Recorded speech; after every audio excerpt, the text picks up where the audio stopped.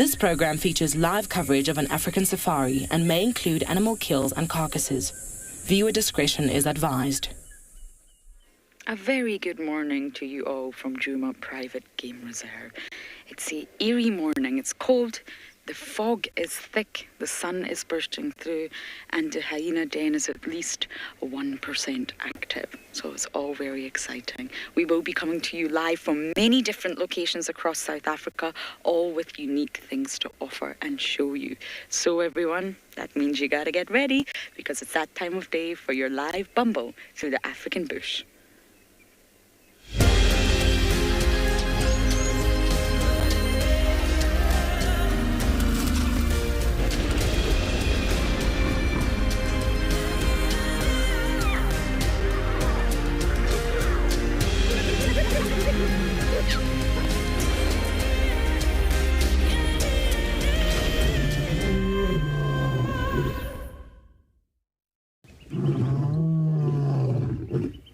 Welcome aboard, everyone. It's an absolute pleasure to host you on the back of my safari vehicle.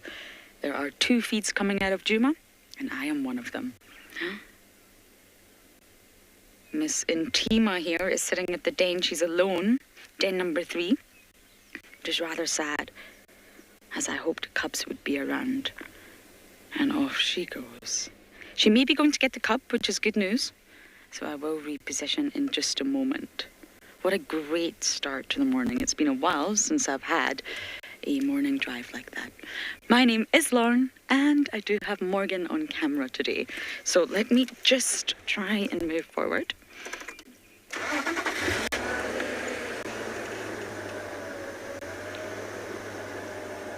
Yep, I think she's calling cub. This is great news.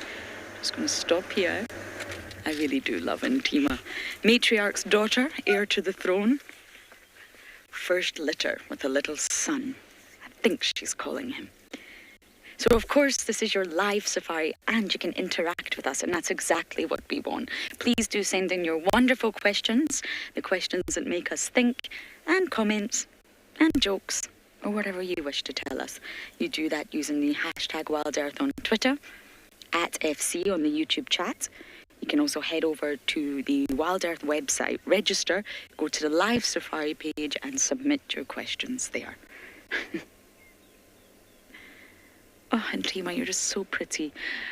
Kids, if you're watching, we also want to hear from you. And Tima wants to hear from you. Would you look at that? She's smiling. And you email us. And the email address is kidsquestions@wildearth.tv. I can't believe the fog this morning. You'll probably be able to see it on the camera sometimes, but it's just been such a eerie morning, cold night with the warmth and of the sunrise. And the sun's already up by the time we go out these days. The sun is definitely already up, I'm afraid, and it creates, well, a very misty morning.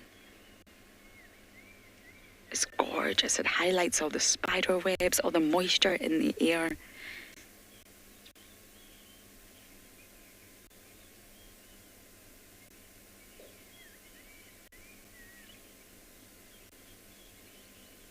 And of course, fog and mist are relatively the same. It's all about the suspended water droplets in the air that causes a lack of visibility.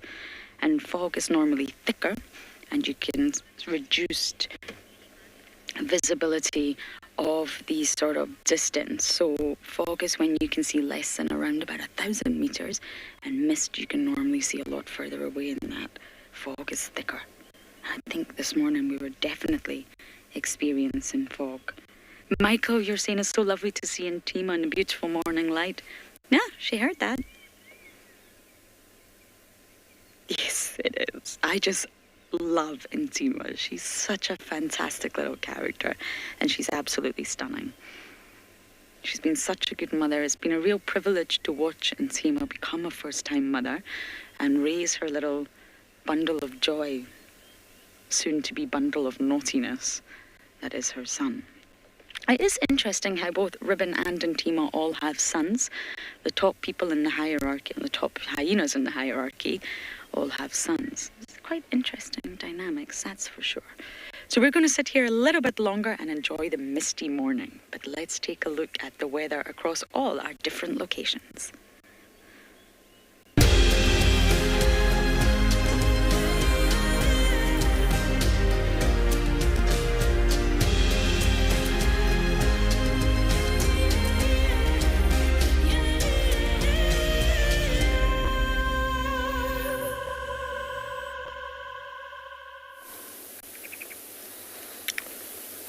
Good morning, good morning. Welcome to the dawn. We are praying for a wonderful game drive this morning. Coming to you live this morning from a Buffersook private game reserve in the Sabi Sands, where we have a praying mantis on the dashboard. He's saying good morning, he's saying hello, and so am I. My name is Steve, joined by Davi Sito on camera, and as always, delighted and excited to have you with us. We are busy following the tracks of either a young male leopard or a very big female leopard. Seeing if we can maybe find it. Just following this road a little bit into Buffersook until we get into sort of bad signal areas and see what we can find. We might have a good morning. There's a splendid character. Very camouflaged. So it's good luck to have a praying mantis visit you. Very wise. Exude patience. Impala.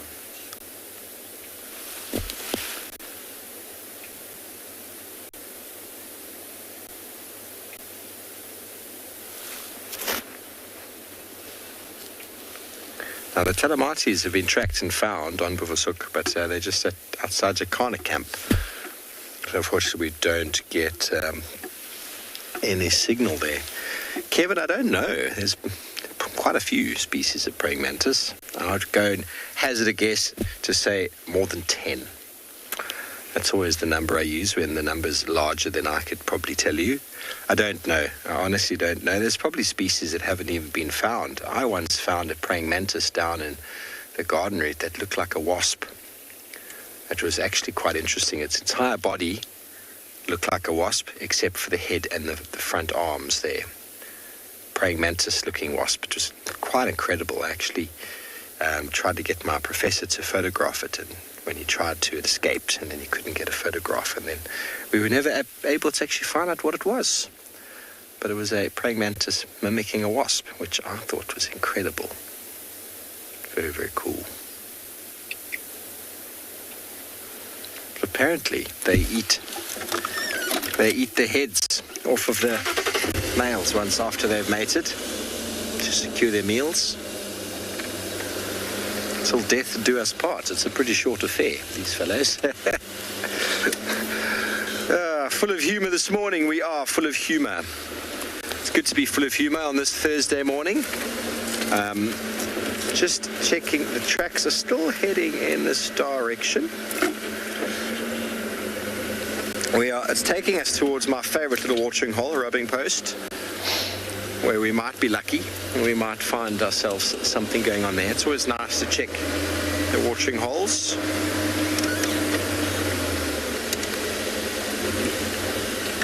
A nice quiet morning there.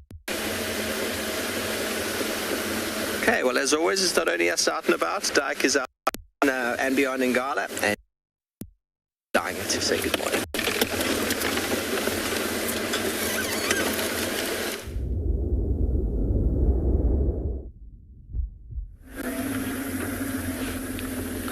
Welcome to all our viewers at home to this African bush.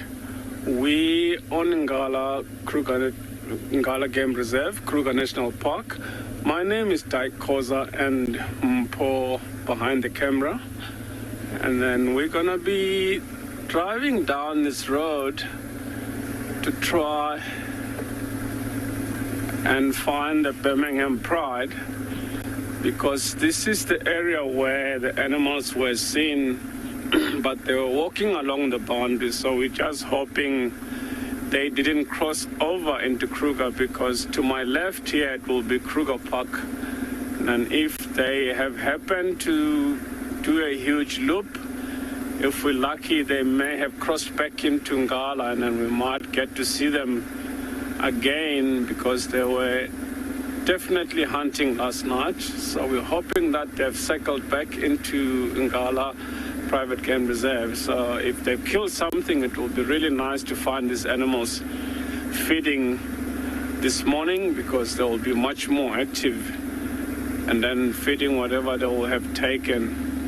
So we're going to carry on down this road, but we haven't found any tracks as yet. So we're just hoping to find tracks along this road where we're going to be driving.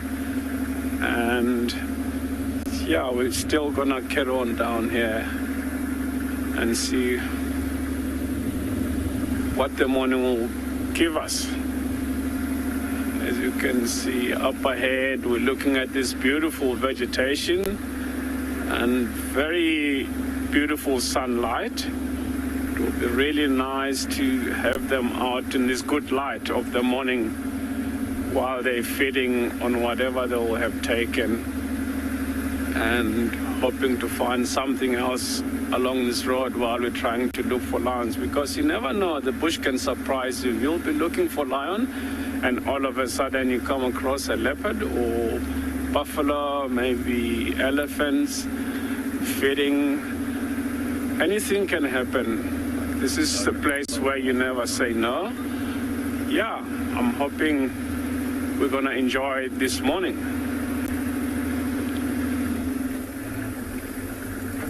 As you can see, starts opening up now.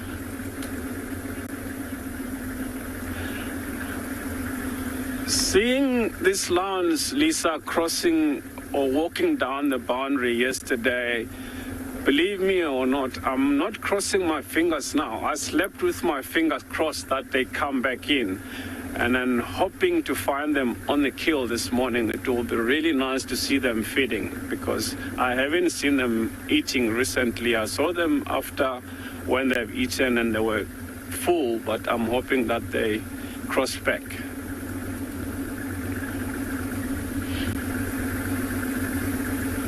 As you can see, it starts opening up now. Even though the grass is a bit tall, if they're here somewhere and then the sun is coming up, vultures might start circling, and then we might see vultures going down. That will be a very good sign to see vultures going down in this area, because we know they were heading in this direction. I'm going to turn right and check this little road that goes off to our right here and see if they didn't come.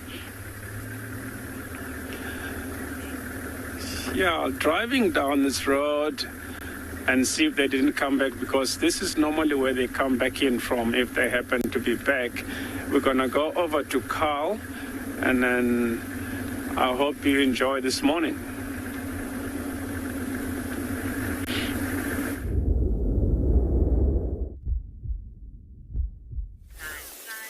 Oh, what a wonderful way to start the morning here at Swale Kalahari. Fairly youngish, black-backed jackal we have here.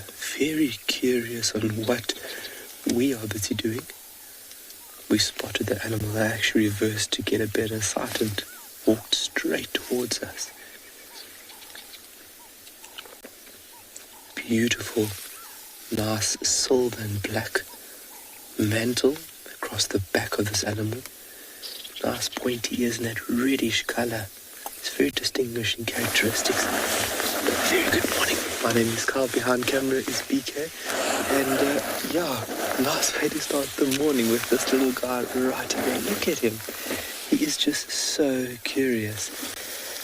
And I have a lot of respect for these little animals. I find them to be one of the most cunning. He's just... Let me see if I can roll forward for us. No, I can't. Just standing behind this bush. You can see his pointy little snout. You can see how he's lifting his head up. He's trying to pick up on our scent and in better detail try to understand us. Jackal have a very acute sense of smell, and that's one way in which they'll actually locate prey. Let's try and reverse a little bit here for us. He doesn't seem too bothered by us at all. So more than likely there'll be another one here somewhere. Looking at the facial features of this animal, it doesn't look to be like an old individual. It looks like a fairly young individual. And so if he is here, his brothers and sisters would be in the area as well.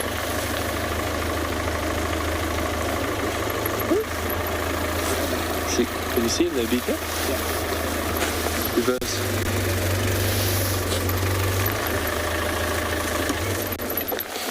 He's just barking cheesy behind a little bush. But a very warm welcome to everybody and morning. There he moves. Okay. That little canid trot. It always looks like they are late for some other appointment. But a very efficient way of movement. So our plan of action for this morning is to head out a little bit further south, and what we're going to do is just head up into the dunes, 2-3 dunes, and then it kind of creates this big beautiful open plains area. And what you want to look for is these smaller things. And how lucky are we that we could start the morning with a black batcher, but initially what I would like to find is bat-eared foxes. With these cooler mornings now, the sun getting up a little bit later, we hopefully can strike gold. Should we try and reverse? Let's try and reverse very quickly. Maybe we can catch another glimpse of this fantastic little animal.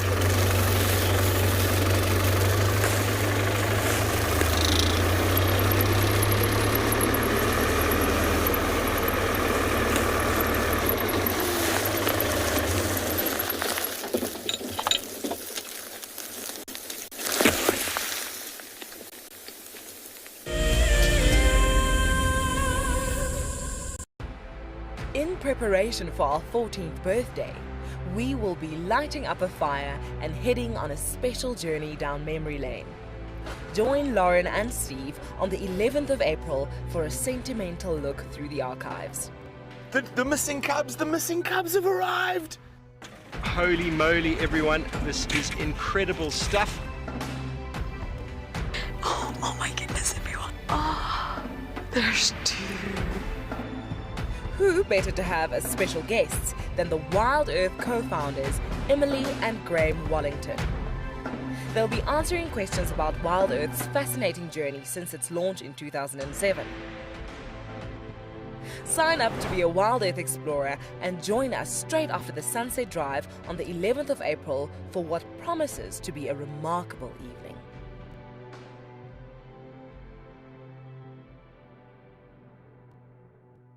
Graham, I'm just going to see, there's a very good place. I want to see if we can get good signal from there. That's what I'd like to know. Welcome to dawn in the African bush. How cool is this? Can you believe it? Those cubs are now only 10 feet from us. Unbelievable. Elephants chasing wild dogs chasing elephants. Pandemonium! Watching how Wild Earth has grown since 2007 has been truly remarkable. On the 27th of April this year, Wild Earth will be turning 14, and we would love to hear from you.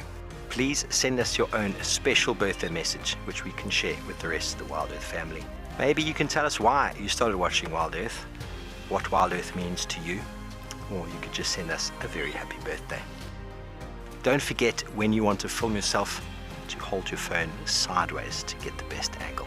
When you are ready, you can email your videos through to birthday@wildearth.tv. Hi, my name is Tristan Dix, and I am a guide here at Djuma Private Game Reserve for Wild Earth. We love connecting you to the African bush, and we always look forward to all of your questions. If you want to ask a question on Wild Earth, you'll need to register on the website. Once registered, go to our live safari page and submit a question below the live feed. Catch up with me on Wild Earth.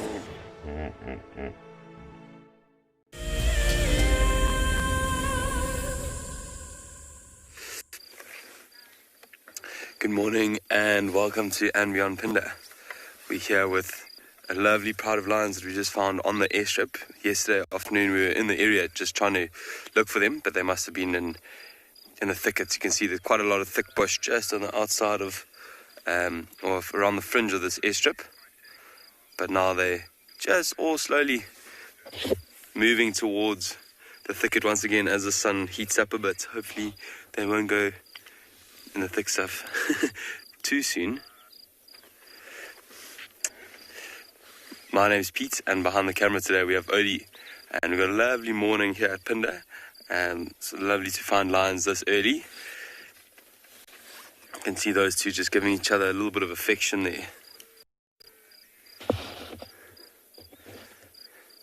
It's always lovely seeing cubs or younger lions because they seem to be a lot more playful than the older ones. You can see these two still full of energy a little bit for now. Whereas actually just if you scan to the right, you can see the adults there. They're two lionesses that are lying flat. Not interested in playing around at all. You can see where that one cub's heading just to the left of it. And there's one lioness, and then the other lioness went slightly deep into the thicket. This is what we refer to as the mountain pride, and this is the one lioness that has 3 cubs, and then there's another lioness here that's the lioness's mother. So there's the 3 of them, and we know that there's also another lioness with 4 smaller cubs, but often they will split up and not spend too much time together.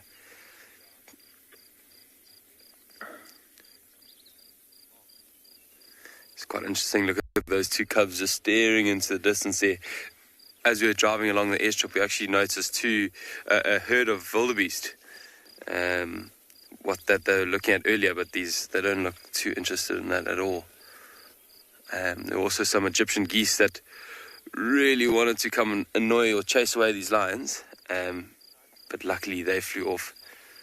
I'm sure as the sun rises now, the cubs are going to follow in suit and go and see where the mothers are lying down.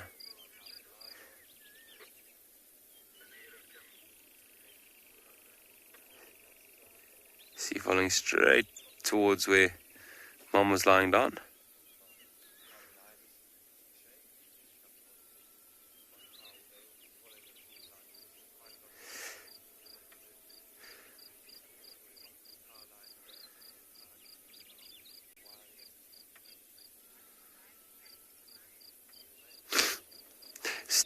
Male lions will only live about 10 years. They've got quite a hard life and a lot of fighting in their lives, whereas females or lionesses will live slightly longer, up to about 14 years.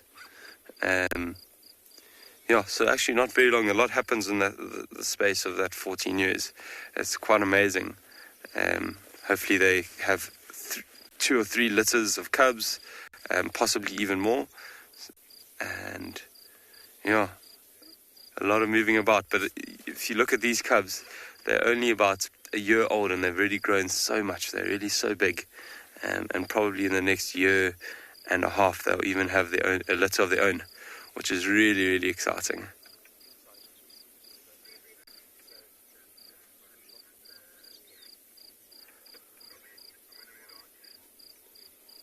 You can see their heads moving exactly the same time. It was almost in unison. That was really so cool. I think there was just a white-faced whistling duck that flew past. You can see their heads staring at it.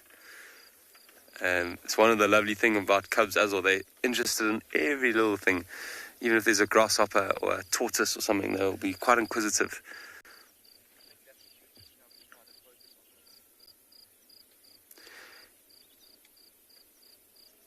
These 2 have found themselves a nice little patch of shade. But I'm sure as the sun moves and they get into the sun, they will also probably move towards a slightly shadier spot.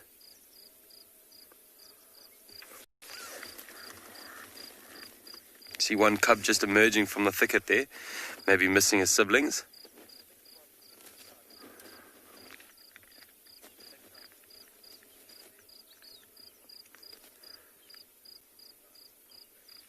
Their bellies do look quite full. So that's possibly one of the reasons that they're not moving about too much. It's still the time of the day where lions would tend to move about. if they were looking to hunt or looking still hungry, but they look quite satisfied.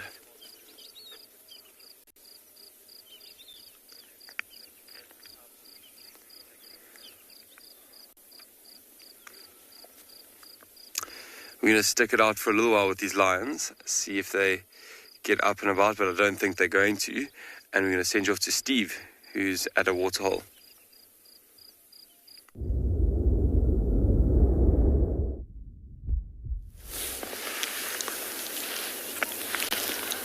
Welcome to Rubbing Post Watering Hole, everybody,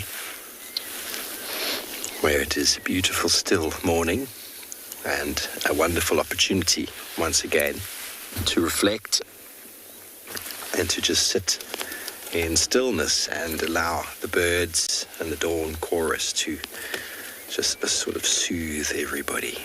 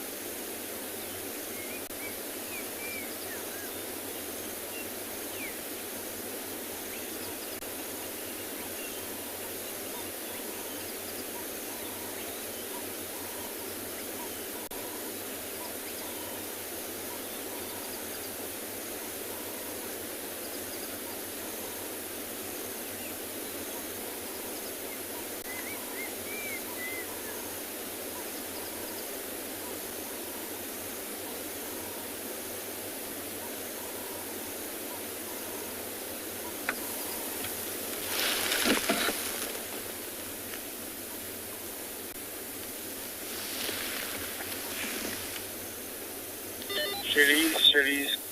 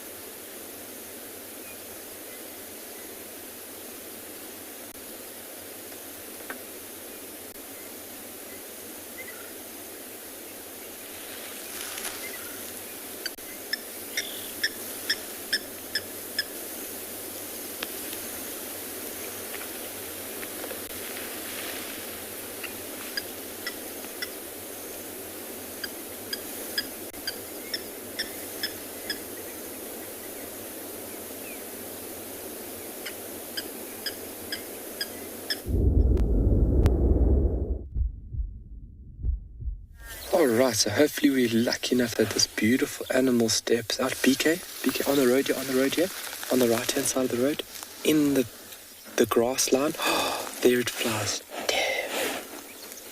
In the road. Oh, man.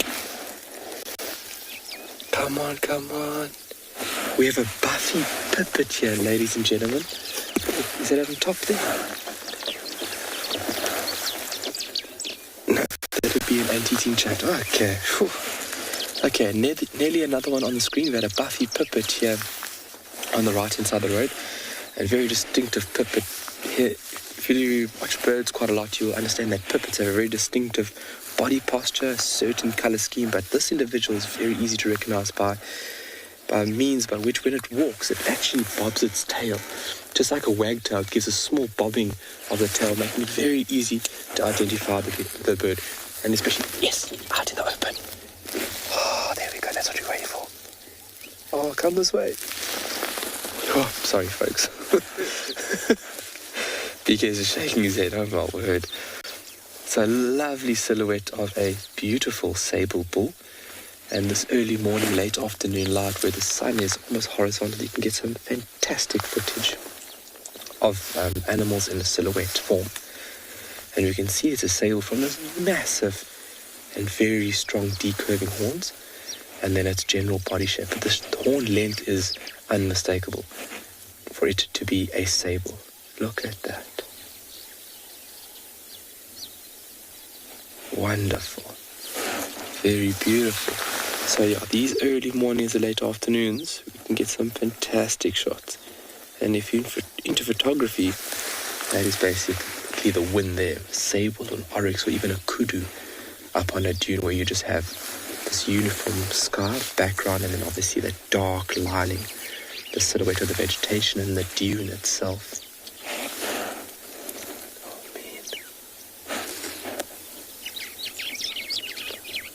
Lovely. Busy getting its feed in. Jeanette, they have to be one of the most impressive set of horns, and especially if you find males with very good genetics and very long horn growth. Sometimes those horns can be so long that they extend all the way back and they are nearly touching the animal's back itself. So they can be very extensive.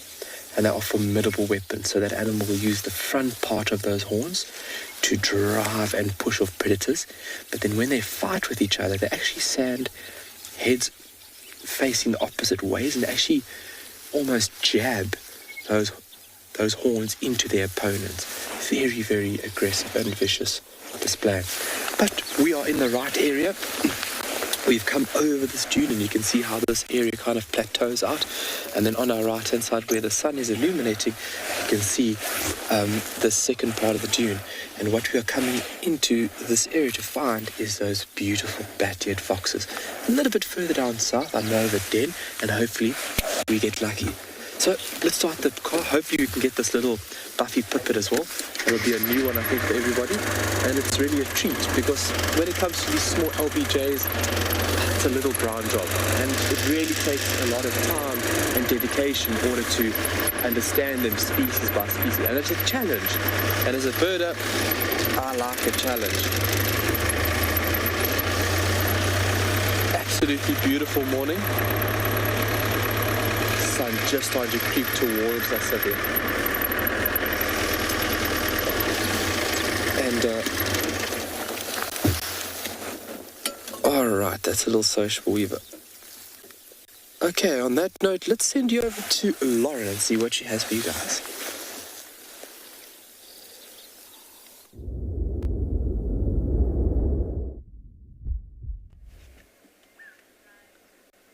Miss Intima left the den, and she's just joined us again. We drove away and we've met her at a junction. Hello, Intims. She's about to walk right behind the vehicle. There we go. Morgan's going to swing around. I'm going to swing around. And now she's running to Treehouse Dam. Oh, no, she's smelling. Look at her. I love how powerful their nose is. We've actually found many leopards on a kill through following a hyena. This is actually where Steve had the little ones yesterday. I can see all their tracks. I think Steve had 4 cubs, and it's far from the den. It is, and it worries me. She smells something.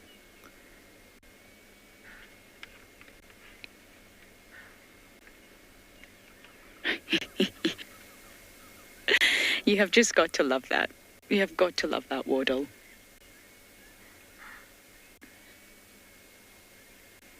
And the cubs wandering far from the den, it's very, very risky. They're getting older, they want to explore, they've got energy. And this is around about the sort of time frame that we lost a lot of cubs last year. Or when Corky was the matriarch, one by one the cubs just started disappearing, and it just worries me that Steve found them without an adult here. I don't think we're going to follow her, actually. I don't like chasing a hyena. I think we're going to continue on our bumble. But the den's not been active in so long, and I check every single day. I promise you, everybody, you can ask any of my camera operators how many times I check the den per day. We are late out in the morning, and it's getting colder. Often you find once there's a seasonal shift, that sort of transitional period, you find change in animal movements, and I wonder that's why we're really not seeing many leopards around. We're seeing lots of lions, but not many leopards. I can tell you where all the leopards are, apart from Tlalamba, and they're not on this property, I'm afraid, which is, of course, really frustrating for us. But again, it's just seasonal changes, seasonal movements. The vegetation's starting to change, the temperature is changing, and the day length is changing. And that will have very subtle changes on an animal's movements. There's all sort of changes, it's just sometimes we don't notice them. Their luck will change.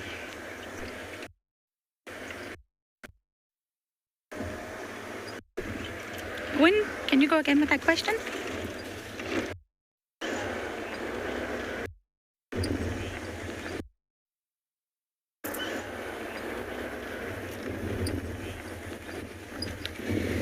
Jane, to be honest,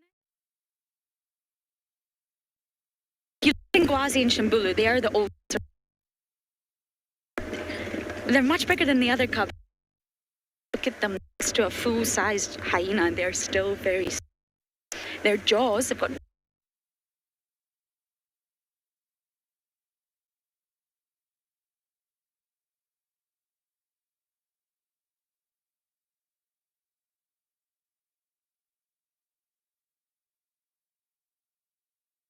Not if she's off the radio. Welcome back, everybody. We have made our way back on to Djuma. Just wondering if Lauren heard the radio update about 2 young leopards in the Mawati just north of Gowrie, Maine. I'm not sure if she would have if she was live. 2 young leopards in the Mawati, eastern side, visible from Little Gowrie side.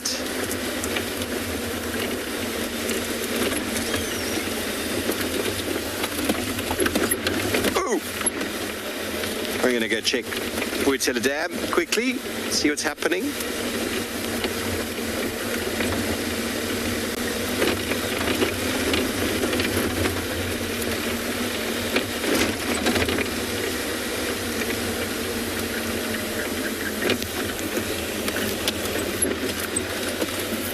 They are crossing into Torchwood.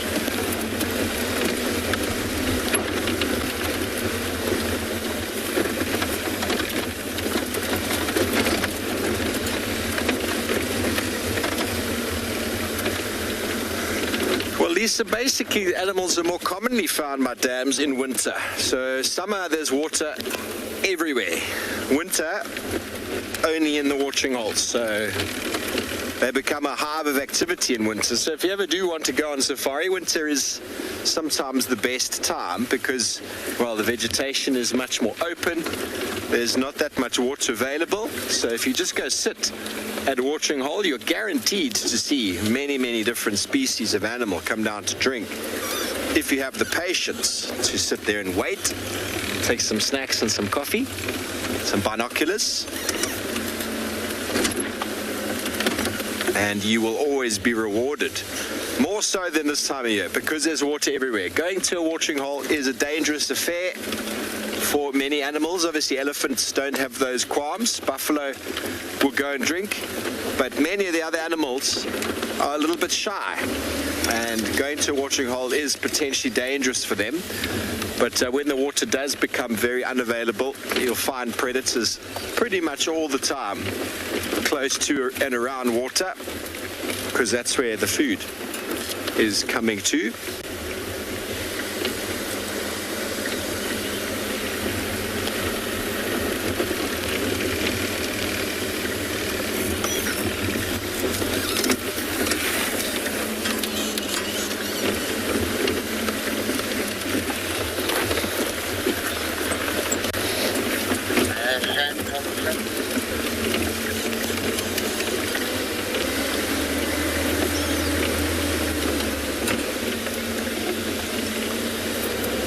James, almost certain they are Sibuyi's youngsters, without seeing them, of course, but almost certain.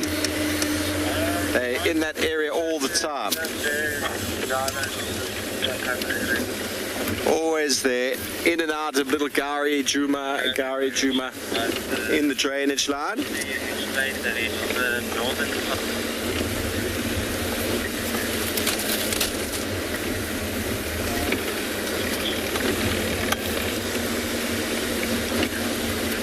There's a pan just south of that called Baboon Pan. And then there's Twin Dams, so they're just sort of moving between the two.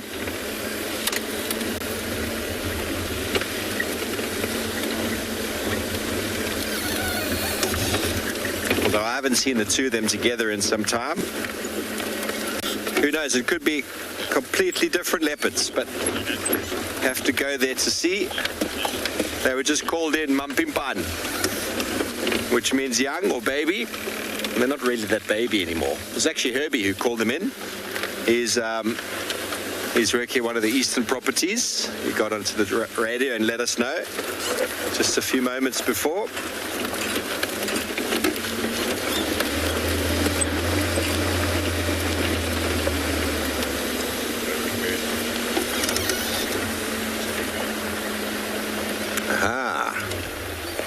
What a wonderful reflection.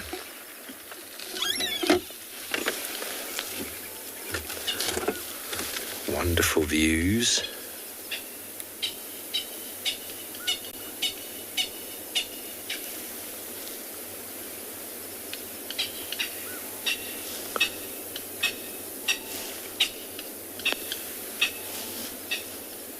Grey heron. Picturesque moment.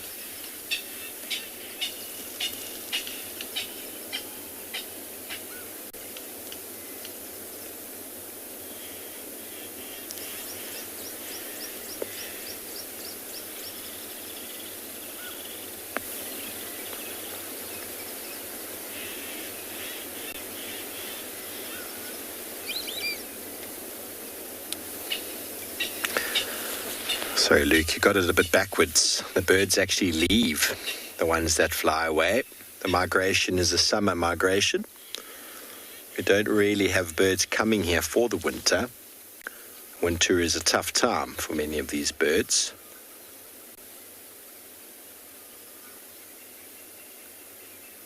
So the birds that we still have that will migrate, they'll leave soon. Some of them have already left, and some will be leaving shortly. Those that stay have got specialized behaviors, specialized feeding strategies that they're able to employ. It allows them to remain.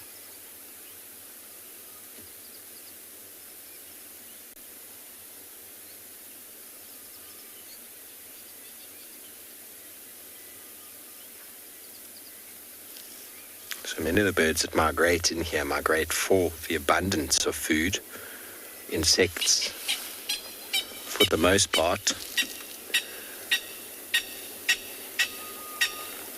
There'll be some local migrations of some birds, possibly from the Highveld down here because of the temperature, but there won't be too much in the way of massive species shifts into the Lowveld from the north.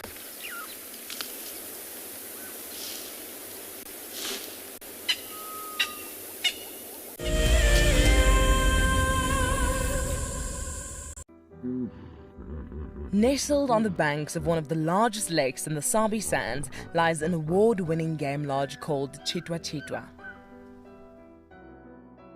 Many of you will have been on safari here virtually with Wild Earth, but now we are offering you the chance to see it for yourself in person. Sign up to be a Wild Earth explorer before the end of April, and you and a friend could win 3 nights to this luxury lodge. In addition to the unforgettable safaris, you can unwind on the deck, relax in the pool, and even savor the various bush dining experiences. Chitwa's holistic approach to hospitality, with specific emphasis on conservation, will leave you with the very best memories of the African wild. Wild Earth Explorers, it's in your nature. So in 1998, we had this idea to go and put a live web camera on a waterhole somewhere in the Sabi Sands next to the Kruger National Park. And I approached just about every single landowner, and everybody thought I was completely crazy until I met Yuri and Pippa Moorman. We thought it was definitely a fun idea and a worthwhile thing to experiment. And it immediately became a runaway success. And it gave people all around the world the opportunity to watch a little piece of Africa, day and night. Back in 1998, it was the very early stages of the internet. And all we were able to do was to get a 30-second refreshing JPEG out of that camera. But over time, what we began to do is focus more and more on trying to develop this concept of giving people the opportunity to go on safari. Even though we live just 500 meters up this hill, we still put the camera on to see what's happening. Absolutely, we watch it ourselves. I'm Nikki here at Ambion Ngala in South Africa. I love getting questions from viewers about all the small things within the environment and how it all is integrated with one another. If you want to ask me any questions, please simply register with the Wild Earth website, head across to the Live Safari page and then post your questions there. I'm looking forward to chatting to you on my next Wild Earth drive.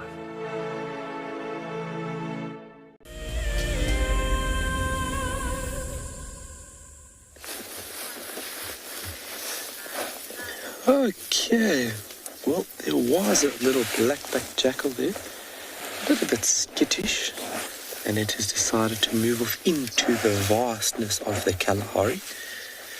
And we have just turned off now. You can see the position of the sun is now behind us. You can see our shadows being cast in front of us. So that's giving us indication that we are traveling west.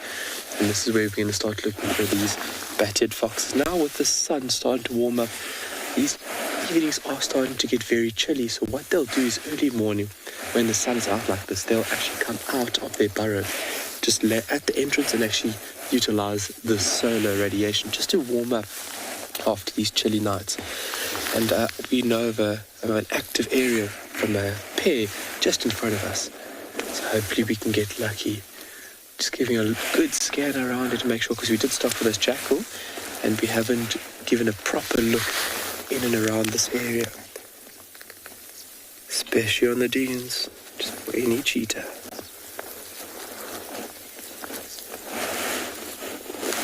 Beautiful. The sun really starting to lighten up now.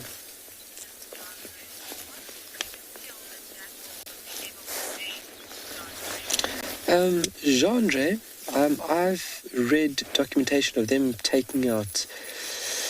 Jackal taking out lots of young lambs, so looking at young Impala, young Springbuck, especially when partners work together, they can be a very efficient team. But then, what is the biggest they can take out? I'd have to say something like an Impala, especially if a pair works together. They are very, very resilient animals, and they can be very persistent. Wow, BK. I just want to show everybody at the back there. Look how everything is illuminated so nicely. So really spectacular to see jackal work in conjunction with one another. And like I've mentioned, when they are working together, they are a very efficient team. So one would nip at the ankles and wear down the animal, and then the other partner will just watch and start nipping and biting where it really counts. But to be totally honest, the biggest animal they could take out, I'm really not sure. I would say something like a steenbok, duiker, a common or grey duiker we have over here in Tswalu, and then maybe an impala. They can be very brave at times as well, especially when driven by hunger. Very lovely scene. You can see the dune crests dotted with a beautiful silver cluster leaf, and just very, very beautiful area. But let's send you off to some large animals that are grazing.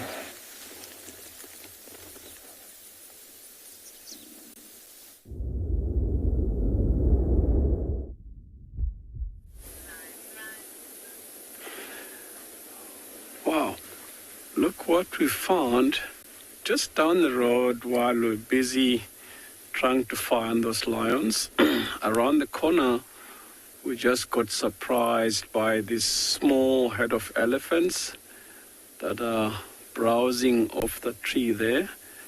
Like the closest ones you can see are two young ones, and then there's one young one on the shade on the right-hand side. There's a big one that's flapping the ears there.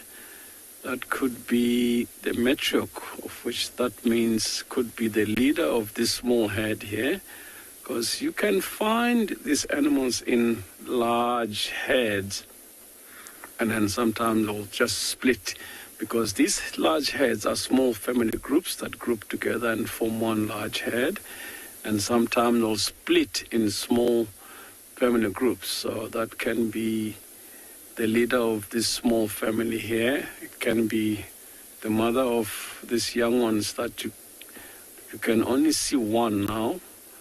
And then I'm hoping the one that's just gone in may come back so we can be able to see him and sort of judge or tell the ages, and then we can tell whether they're from two different mothers or from the same mother by size. Unless there's small elephants in this area, but the ones that we can see are the only ones we can see for now. And sounds like I can hear sound of more elephants further to the left. As you can see, that one just broke the branch. As you can see, they're eating the leaves there. And then these animals live about 65, 70 years, and they have these 6 sets of molar teeth, unlike us. So they just keep weighing off until they get their last set of teeth. Once they're 45, 50 years, naturally they know they're going through their last set of teeth. And then that's when they tend to eat more grass than anything else, because they also know they're going through that last set of teeth. And these have to see them through 15, 20 years. Otherwise, the animal will die of starvation because they can't chew much food anymore. If you look at the one behind the bush, the big one there, every now and then she's flapping the ears. That's to try and cool herself down, because they're big animals and then they move around a lot. Even though it's still in the morning, it's a bit cooler, but they'll still need more of that cool.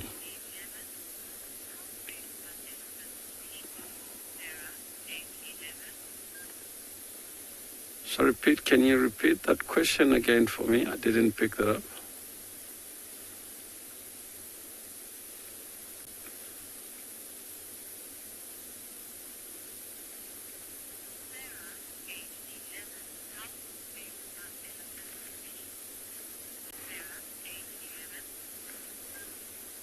Wow, I'm not 100% sure on how big are elephant feet, but I can find out for you. But depend on the size of the animal. and then I'll have a look at that and I'll let you know.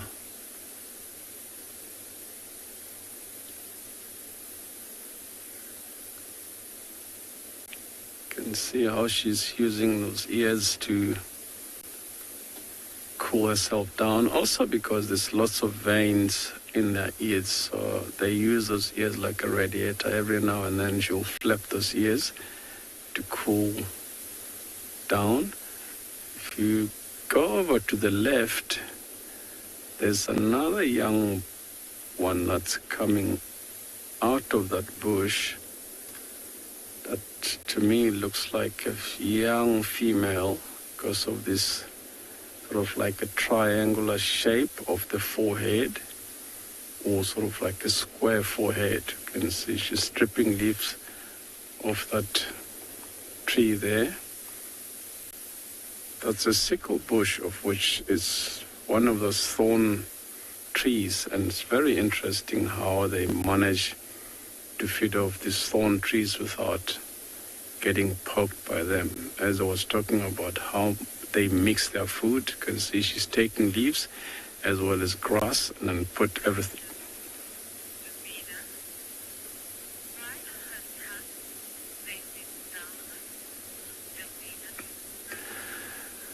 Those tusks are facing downwards because sometimes they'll use those tusks to dig off roots from the ground. So if those tusks are facing forward or upwards, they won't be able to dig for roots because they eat things like roots, tubers as well.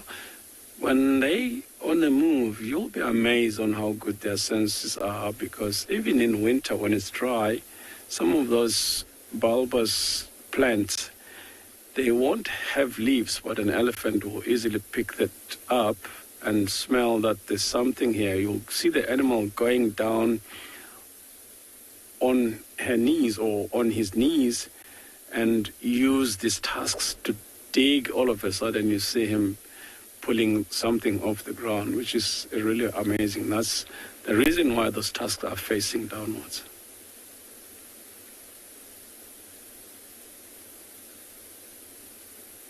Now that she's out in the open, I can tell it's a female with a triangular head, as well as doing the same, excuse me, as the big one that's flapping the ears to our right-hand side, as starts getting a little bit hot, so they just need to cool themselves down. If the sun goes higher, and then they might look for a big tree. Like if you look further to the right, past that one on the right, there's one big marula tree there, and then they might go sheltered underneath the shade of that tree, because sometimes they'll just spend sometimes resting under the trees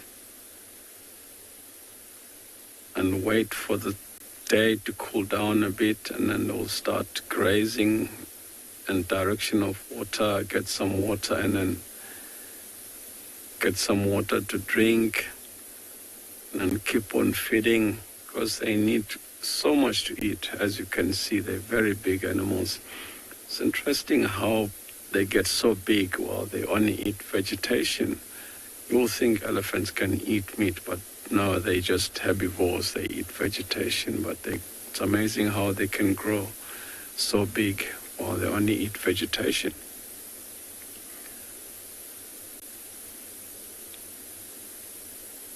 Yeah, it looks like it's not a very large herd. It's just a small family group. Like the two that went into that bush behind that female on the right-hand side, one can be her offspring and the other one can be from the one that we just saw going over to the left. So it's just a small family group. There's no more animals in this area. We're just gonna watch them another 5 minutes and then carry on, search or check that last section of the road that we've been driving.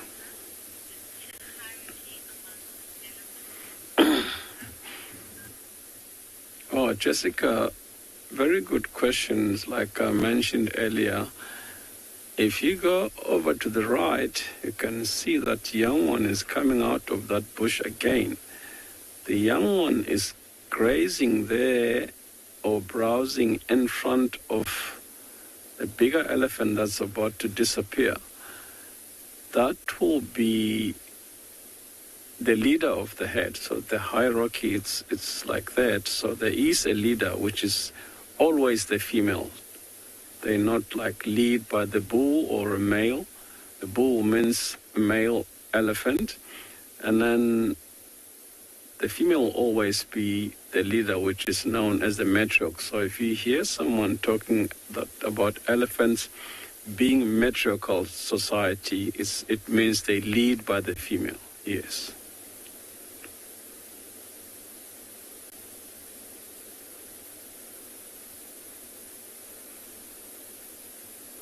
Yeah, it seems like they're just grazing, very relaxed, because I was hoping like we see them here and they have some young ones. If the pride have walked past this area with the protection of the young ones, you will see these animals are unrelaxed. Or if there's more animals in the bushes and the lions are lying somewhere in the bush, you just listen to these elephants going crazy, trumpeting, running in all directions, and then you go over and check.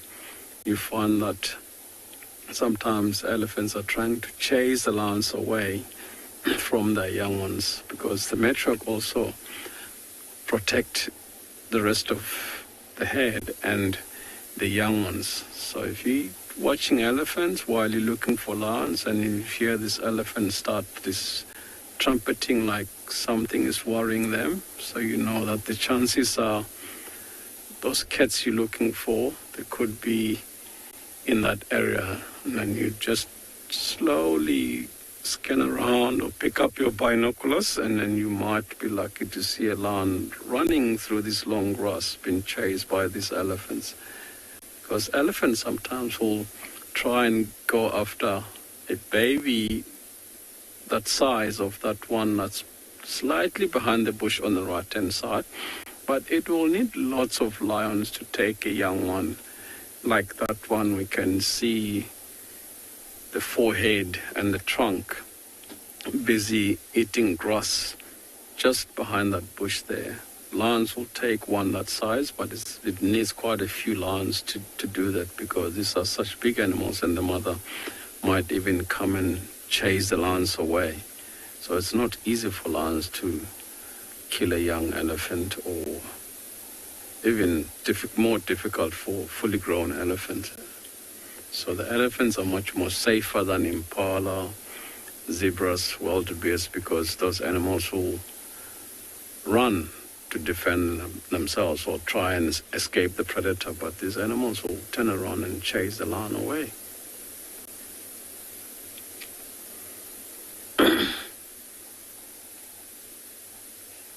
Yeah,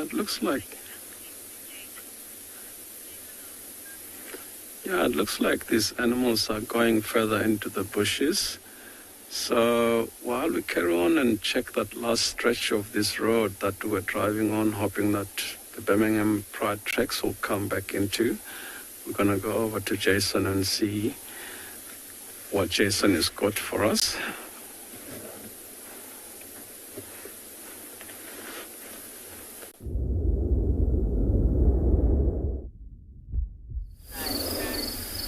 Good morning and welcome to Wild Earth. We are sending out live from Eco Training Pridelands, and my name is JP LaRue, and behind the camera we've got Johan. So far this morning we have walked several kilometers and looked at a number of different tracks to see what we can find in the area. So one of the areas which we specifically went to go and look at is an area that's called Impala Plains. Quite often in this area there's quite a large amount of impala that will hang around on the open areas during the night time. And the reason why they come here is that it provides them an opportunity to spot potential danger. If you would have been in thickets or in thicker wooded areas, there's a big chance that you would not be able to hear a predator that would try and sneak up to you. So we've so far seen a number of predator tracks, and one of these are hyena and also leopard. And I specifically would like to share with you the hyena track that we found this morning. So if we have a look over here, you'll notice that we have a little track that has got distinct digits. And at the back over here of a pad of a track, we've got 3 distinct lobes, which will indicate that this is a cat. And here we can see the toes, which is almost like teardrop shape. What we also noticed is that this is a female that has been walking up and down in this area, and that she has a cub with her. The cub's tracks is unfortunately not marked as well in the soil as that we would like to share these with you as well. So far, we've also noticed that the hyena's tracks are also consistent in age with that of the leopard. And it's very likely that the hyenas were also trailing her to see if she was going to potentially make a kill. Quite often, hyenas will make their own kills as well, but if the opportunity strikes, they will steal from somebody else. It's just very simple. The less energy you have to spend to perform a task, the more you have to conserve. So some of the other features that we also notice with the tracks of leopard is that the nails don't mark, which is typically of most cats, with the exception of cheetah, which often will show a nail mark in the track. If we also want to compare them to that of a hyena, we very seldom have that same straight, neat appearance to the back part of the pad, where hyena is quite often slanted. We'll also notice that the difference between the front and the hind foot of leopard is very small compared to that of a hyena, which has a very marked difference between in terms of size between the front and the back track. And then lastly, with hyena, you'll also notice that they've got 2 lobes instead of the distinct 3 lobes at the back of a foot. Just to quickly come back, the foot structure that we see over here, we refer to it as a digit-grade foot structure. Unlike the plantar-grade foot structure, where an animal will walk on its whole foot, which is quite a primitive foot structure, or typical of antelopes, which we refer to as unguli-grade, which allows for fast walking. This one is specifically designed for silent walking and for stalking of prey animals. And meanwhile, we're going to hand you over to Ngala, where they've currently found something in a tree.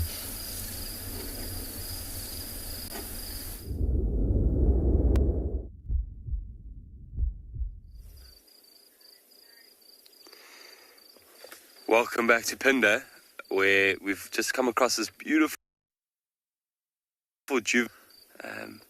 really awesome to see on that dead tree like that, nice and exposed. Often you don't see them this nicely. Often they're just flying past or over. But yeah, this one seems very, very relaxed. I say immature or juvenile just because of the plumage. So you can see that head is still really, really light. A martial eagle, when it's an adult, will have a dark head and chest. And have all these little light brown spots. Really, really beautiful bird. And it's actually one of my favorite eagles to see. It takes about between 5 and 7 years to get that full plumage, which is quite amazing. I'll try and find it in my book and show you.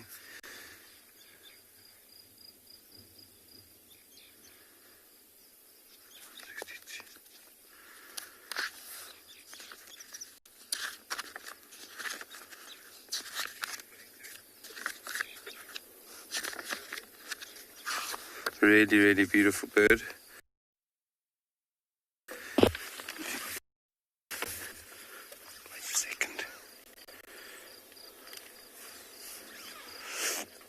So this is the martial here, and this is the one we're looking at the moment. This is the juvenile over here, and it takes about 7 years, 5 to 7 years to become that beautiful,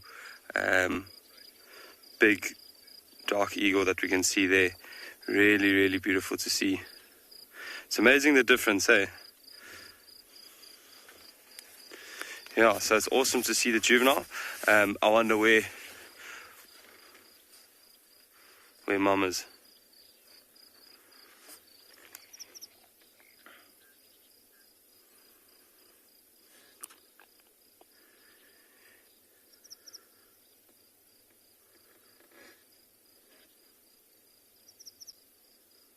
The wingspan, sorry Jeff, back to your question. The wingspan's about 2 meters, so it's actually really, really wide. and it's one of the largest eagles. I think it is the largest eagle that we get, especially on this reserve. It can take down a variety of prey, from jackals to little scrub hares. We've seen them feeding on young impala lambs before, so they can take down a variety of mammals. It would be quite amazing to see that whole takedown, especially in the summer times when there's a lot of young warthogs and impala around. That's when your best chance of seeing some action from these large eagles is really, really cool to see.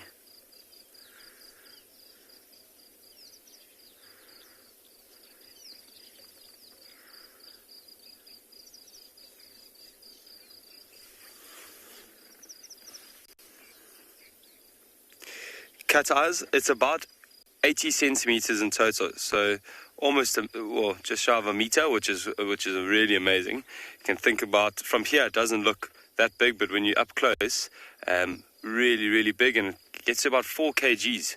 So quite a heavy bird. You can imagine those talons that it's got are really sharp and really, really, really big. So when they come in with that force, that 4 kgs of force, it can take down any small mammal quite easily. You can actually hear sometimes animals alarm calling for eagles, for martial eagles. Maybe young impala in lambing season, they'll alarm call. Monkeys will alarm call because monkeys are also something that they prey on. You can see his head just turning around like that, scanning around, seeing if there are any movements. A juvenile, even though we say juvenile, it still will take down quite large prey. You can see those sharp talons now just gripping on that dead branch.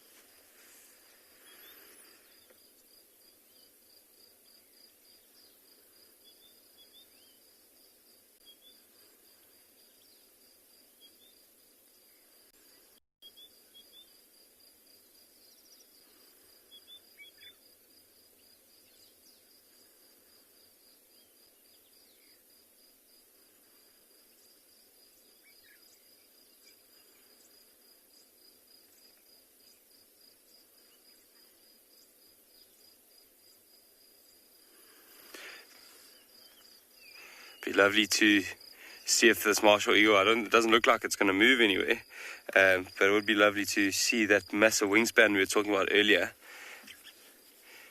It's quite a nice light if you just look to the right there. The one feather's just out of place, and it's lighting up quite nicely now. Really, really beautiful.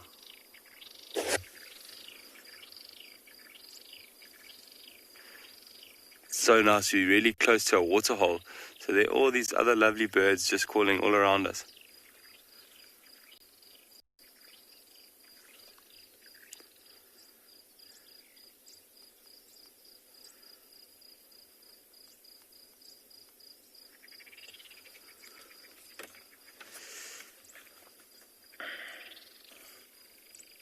So lovely just to sit here and watch this bird scan around with all these other beautiful sounds about.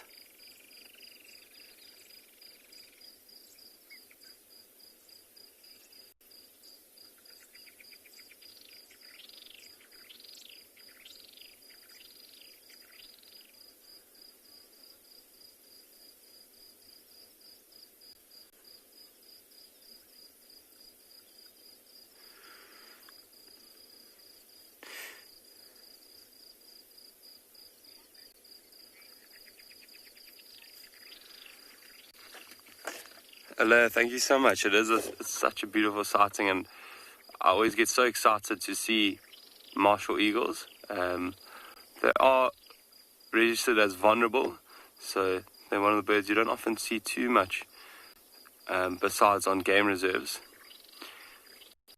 And I think it's just due to, unfortunately, habitat loss. Often they need big areas to roam around and various prey species.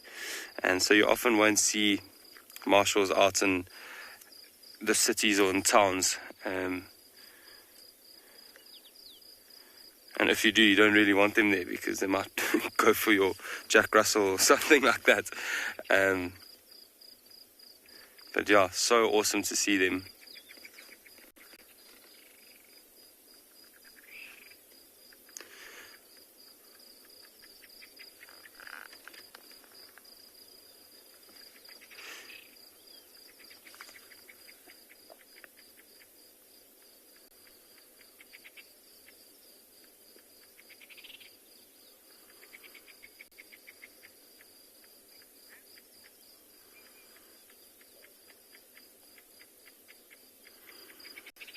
So lovely just to sit with this eagle. We're probably going to move off now and see if we can find something else, but it's been such a lovely sighting.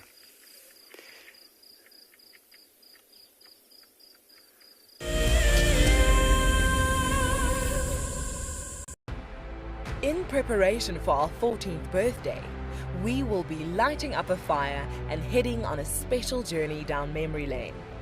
Join Lauren and Steve on the 11th of April for a sentimental look through the archives. The missing cubs have arrived! Holy moly, everyone, this is incredible stuff. Oh my goodness, everyone. Oh, there's two. Who better to have as special guests than the Wild Earth co-founders Emily and Graham Wallington. They'll be answering questions about Wild Earth's fascinating journey since its launch in 2007. Sign up to be a Wild Earth explorer and join us straight after the Sunset Drive on the 11th of April for what promises to be a remarkable evening.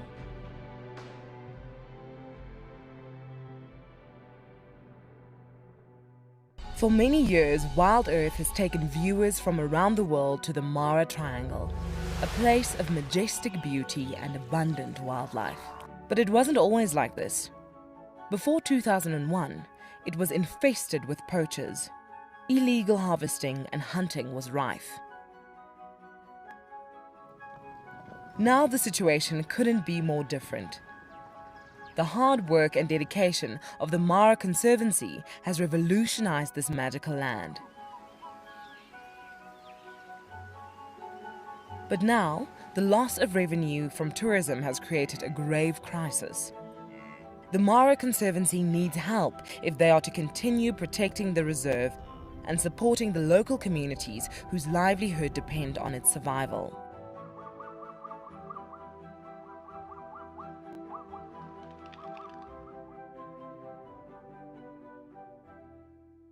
My name is Ross and I'm a field guide at and Beyond Pinder Private Game Reserve. I love getting questions from guests on Wild Earth because I love sharing and learning information about nature with new people, and it also makes me feel like you're all joining me in real life. If you want to ask a question on Wild Earth, then you need to register on our website. Once registered, go to our live safari page and submit your question below our live feed.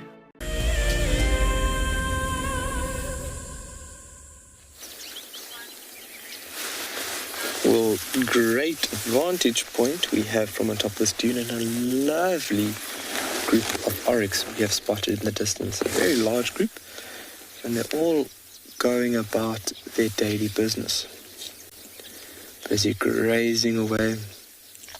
A little bit of interaction between individuals. Obviously, there's a strict hierarchy with these females. And you can see how they're moving as one unit. Moving into the wind. And so we have just been sitting here still up on this dune crest and just scanning for anything, because this is where you would not be interfering with the dynamics of things there, and we could spot a predator trying to sneak up on these oryx. It's always important just to stop and observe and take your time just to ensure that there's nothing that we could witness and be part of. But a really nice group of southern oryx. So it'll be predominantly females. There might be a male mixed in there. It shows you how you can see a lot of them and kind of they disappear all of a sudden.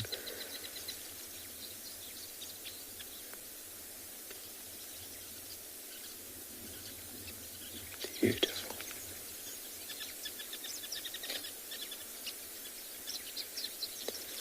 Those long horns, obviously formidable weapons. On average, their horn length is about a meter, give or take. You'd get some individuals with very long horns, but very efficient tools out there to defend oneself. So just on a question that was asked earlier about jackal, for example, oryx is way out of a jackal's range. Jackal typically are after small animals, hares, rodents, lizards, insects. They feed on a wide range of diet. And if my memory serves me correct, I have read of accounts of a single jackal taking out an impala and a springbok on different occasions. So it just shows you that they are formidable little predators. And you just think just due to their small size, they'd only be going after very small items, although that they will and have been recorded up going after fairly large prey items. But working as a team in tandem, taking out small young antelope is a very efficient means, but then obviously you need to be within the lambing period or season for those favourable times. Bok Mercury busy calling there.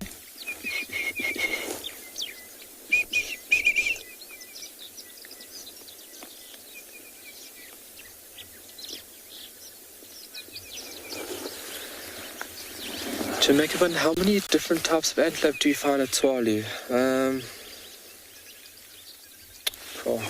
Man.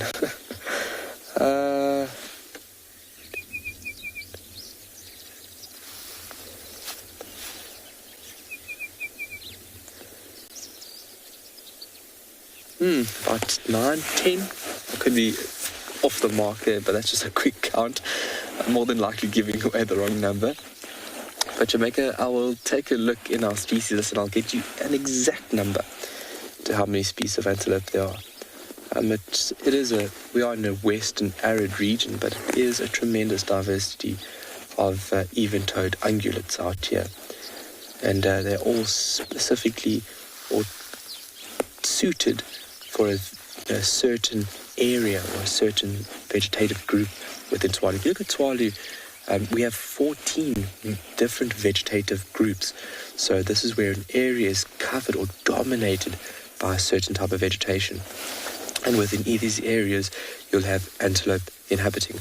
So, for example, in the mountains, you'll have predominantly, you'll have things like cliff springer, which are well adapted to be in and amongst rocky vegetation. You'll have kudu venturing up there.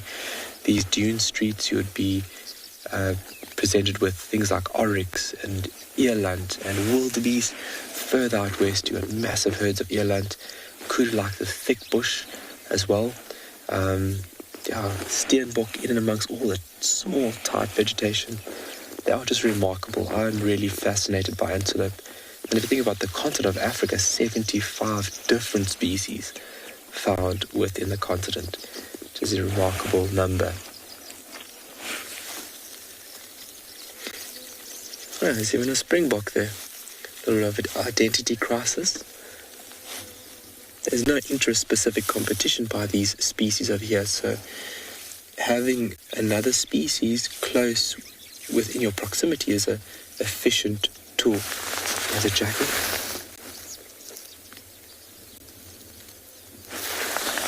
There's a jackal right in front of us. Do you see this opening?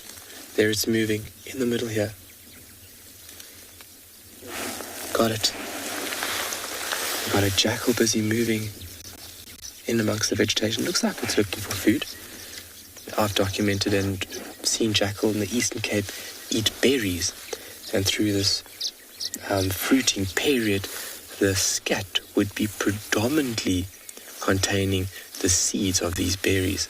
So it just shows you whatever is available, jackal can utilize it. Using his sense of smell, head down, smelling and looking, ears projected forward, obviously listening ahead of it. Of course, it too needs to be careful not to run into a larger predator. a American flycatcher just came into the sea. I think that was an American flycatcher. And look how efficient that animal is within its movement. Very beautiful. Gina, do any animals migrate away from Tswalo? The only animals that will migrate away from Tswalo would be birds. If you think about South Africa's got a very, very strong history of farming. And farms within the vicinity, we need to ensure that security and as well as protection is kept to the highest degree. If you take a look at an unfortunate business of poaching, we have to make sure that animals are not harmed. So only things that will migrate away from Tswalo would be birds, but then we do have a fluctuation of north-south when we do have rains coming, because the rain gradient on Tswalo would vary depending if you're on the southwestern corner in comparison to the northeastern corner. The rainfall is actually higher in the northeastern corner of Tswalo. So you would have movement of animals from the southwestern corner to northeast. But then birds, obviously in the chillier periods, do tend to either move into Africa, so what we refer to as inter-Africa migrants, going further into southern Africa or even further north. And then we have birds that go onto other continents, which is remarkable. I hope that answered your question. Oh, okay, he's behind the bush. So while it's busy walking there, it would potentially flush small things like rodents, maybe a sandgrass, and jackal are lightning quick. So short bursts of speed and then basically the jaws just opening up and then wanting to latch onto. Just look in the front of the car here. Yeah, right in front of the car here. It's a beautiful bird just in front of us. Look at, just gone to the left. Lovely little Kalahari scrub robin, making it a little bit difficult for BK. Well, once again, I pointed. On the road. Yes. Lovely. And now this is what I love. This animal has absolutely no idea that we are here. So the behavior is 100% natural. We are not altering or disturbing whatsoever. Oh, and that's eating something.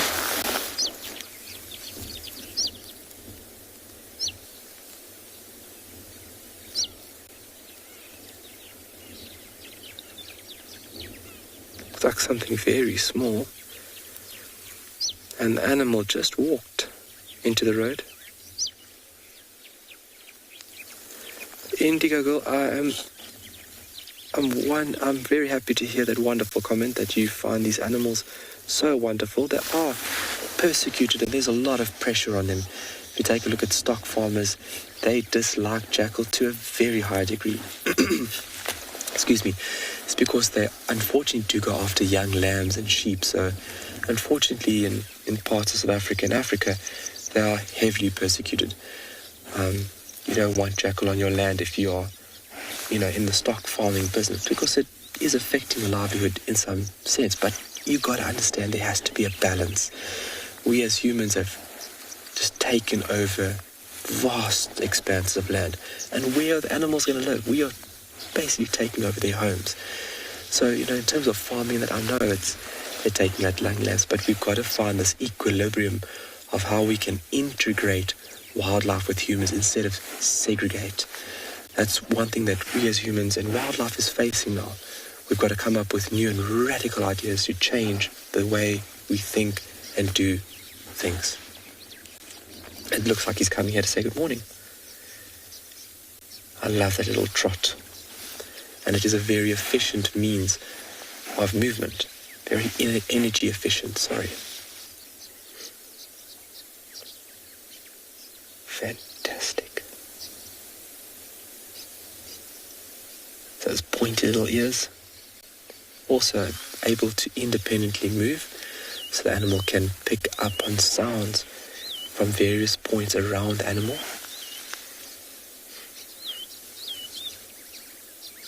It's going to go up to something again. It might be the armored ground katydids that it's nibbling on. I don't see why it wouldn't snack on one or two here and there.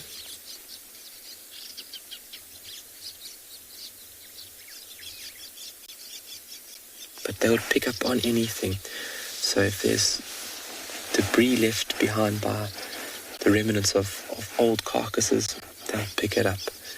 They'll pick up on fruiting plants, they'll pick up on, you name it.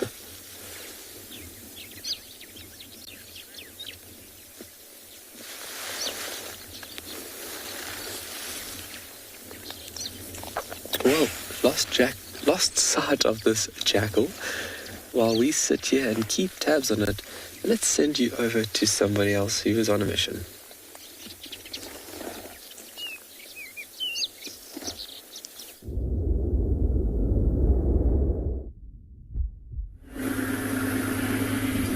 Yeah, we're almost at the end of that last section on the road that I mentioned earlier. We're going to be checking. There's still no sign of the Birmingham Pride tracks coming back in. And then what we've decided, as soon as we get to the end of this section, we're going to be moving down towards the Timbavati, which is our dry riverbed at the moment, which, even though it's dry, it's flowing underneath. So some elephants go there and dig and find water, which is not that deep. So that's where normally that lioness with 3 cubs will hide her cubs when she go off to hunt. We're hoping that she, somewhere around that area, if she didn't find anything last night on her hunt, but if she did get successful, you never know, we might come across them down this road, because this is a good hunting area for these animals as well at night. So we're just going to carry on down this road and see what's going to happen. And yeah, a leopard will be nice for the morning, but our plan for now is to go down towards the dry riverbed and try see if we can find that female lion with the 3 cubs. You never know, they might be joined by one of the ross males. And yeah, because these animals move at night, so you might be looking for one, and then all of a sudden you find the whole pride. Who knows? The Birmingham Pride has never been together, all of them. We just see that group of 8, 9, including the Birmingham young male. And you never know, we might find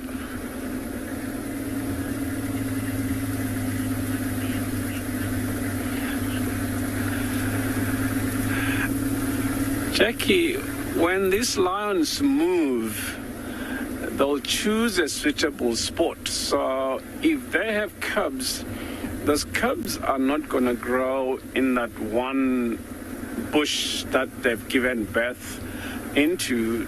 They'll move them every now and then from one spot to another, most especially when they go off to hunt.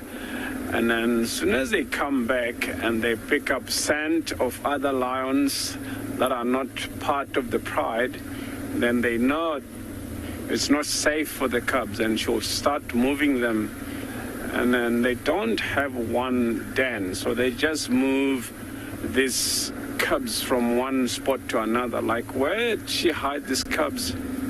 Now, I'll talk about 4 or 5 kilometers further upstream from where those cubs were born. So she just moved them quite far from where they were born in the beginning. Yeah, while we searching for these lions, on our way down towards that dry riverbed, try to look for this female with the 3 cubs, we're gonna go over to Pinda and see what Pinda can surprise us with. Good luck.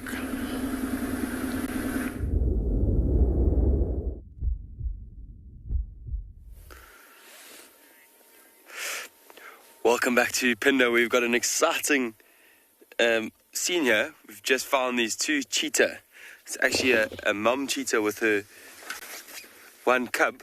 They've just gone behind the bushes now. I'm going to just see if I can follow them. She was just on the termite mound. We know how cheetah like to elevate themselves a little bit. There they are. So she just got a little bit of elevation there before wanting to move on. They are looking quite skinny, so I'm sure maybe she's just looking out for any impala or nyala that are out in this area. Look at her tail straight out like that. Quite interesting. You don't often see cheetah walking through the thicket with their tail up like that. It's normally leopards that do that. Anyway, I think we just saw her go to the toilet, so she perhaps just doesn't want to put her tail down just yet.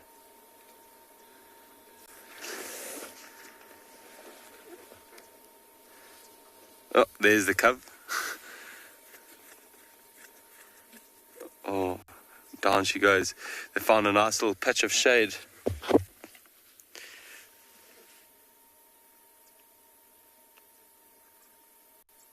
I don't know if you can hear that, but it actually sounds like they're purring. Often when they're very, very content and happy, they do purr quite loudly. Unfortunately, it is quite a faint sound. I'm going to try and loop around. Just see if we can get a nicer angle here. It's one of my favorite sounds to hear coming out of a cheetah. Oh, this grass is long here.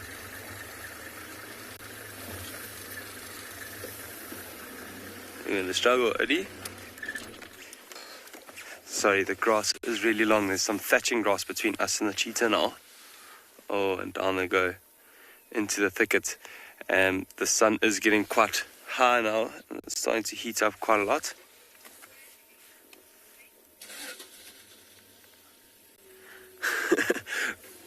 Mark, yeah, it is lovely to see some spots. We had a brief visual of a leopard this morning, but obviously we weren't able to get it live because it was so quick. So we're also very happy to see some spots.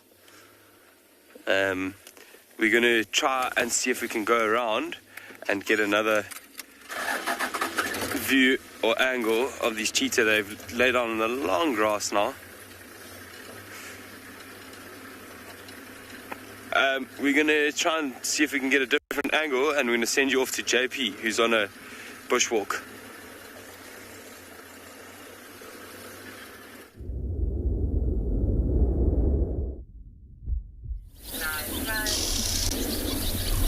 Good morning and welcome back to Eco Trading Pridelands. We've been following our leopard and cub for several kilometers now. We also noticed that she was still being trailed by hyenas and then was encountered by another group of hyenas that came from the front. She then moved into a drainage line. We also went to go and investigate in the drainage line where she moved in when we heard a number of different alarm calls. These range from tree squirrels and a number of different birds. And one of the bird species we looked at was the calls of the two oxpeckers that we see on the top of a tree. Unfortunately, it seems to be a false alarm. So at the top left of the tree, there's an adult red-billed oxpecker with an all-red bill, and then the yellow eye wattle. And then a little bit further down towards its right, we've got a juvenile oxpecker with an all-black bill. So they most likely have bred in these trees. So what we often find with oxpeckers, that they will actually take the hair off animals and then line the inside of these nests, which they use on the side of trees, which is natural holes that has been created by trees, branches breaking off and then creating a rot hole. We also find that they feed on large amount of ticks, which they will rid the animals of, and this is also fed to their young.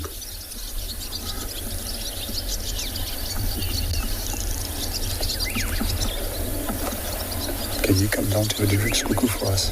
Just directly below the red-billed oxpecker juvenile. Another bird that we found is a Diedrich's cuckoo, which is sitting up in the tree, which is one of the common brood parasites which we have in the area.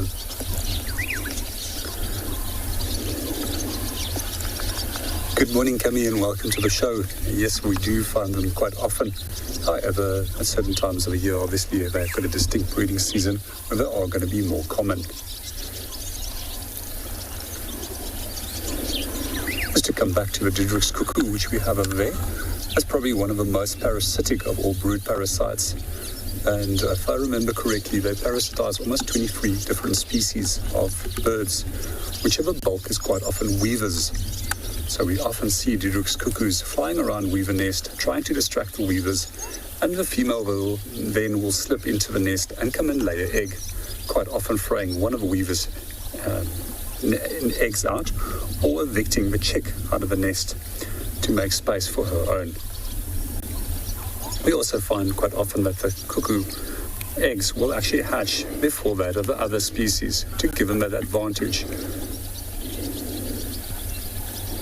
In the meanwhile, we're going to hand you over to Lauren.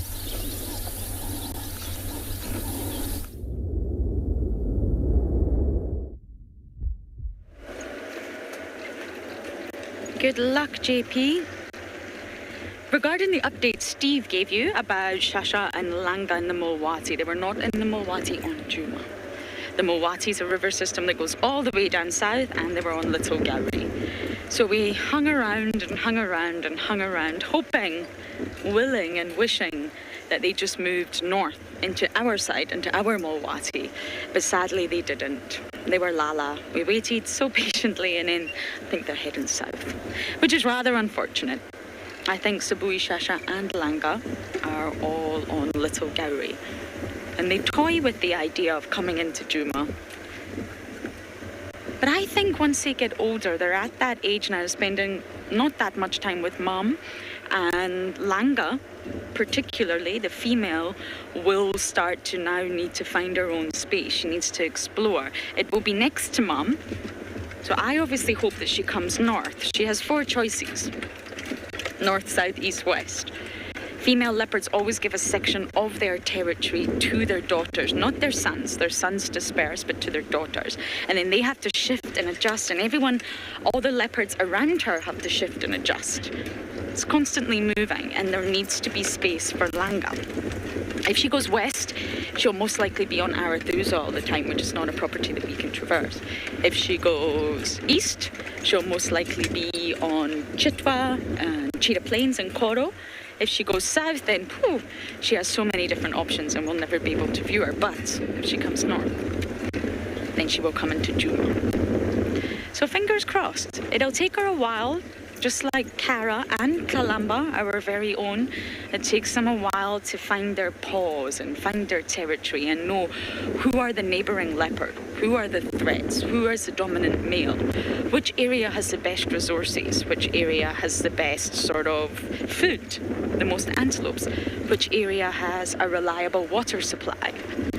So it takes time for them to become territorial. It's a process, and then once they become territorial, that's when physiological changes will take place and they'll start to come into estrus. There's no point in a female leopard coming into estrus, mating, potentially getting pregnant, and she's not got a territory.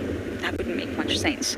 So just like the males, once they become territorial, they sort of experience a rise in testosterone. It's exactly the same as females. Once they become territorial, obviously estrogen and other hormones are changing, and then she'll come into estrus.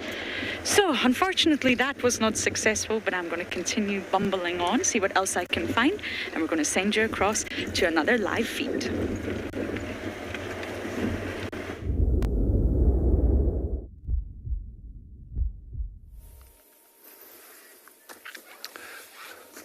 Welcome back to Pindo, where we managed to find a little angle or gap in this grass. You can see it's very, very long grass that they've chosen to lie down in, but quite a small little patch of shade. See, both of them got their eyes closed at the moment. But we know with cheetah, they know how vulnerable they are to other predators, so they won't have their eyes closed for too long. They'll always be out and about looking, making sure that there's nothing coming from behind or from any angle. Look at Mom's long tail there, just swashing the flies away. And those ears as well. Just flicking like that to try and keep any flies out of her ears or any flies from annoying her.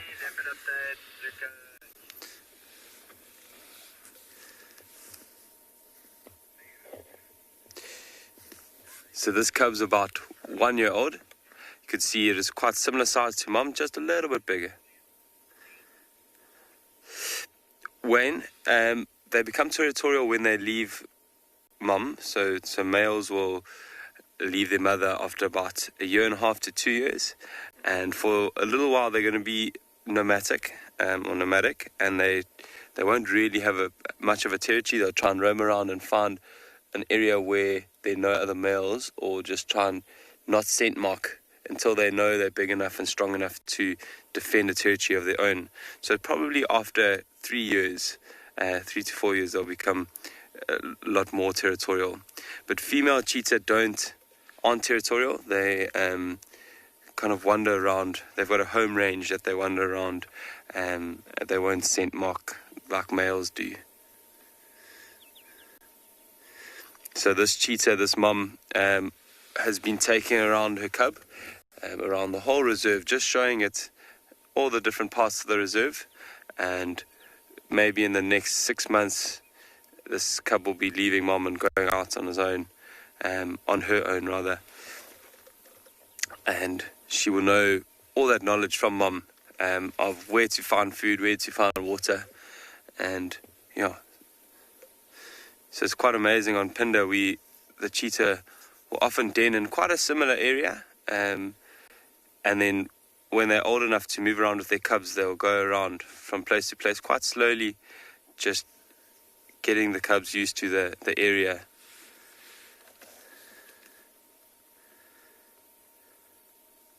And getting them streetwise.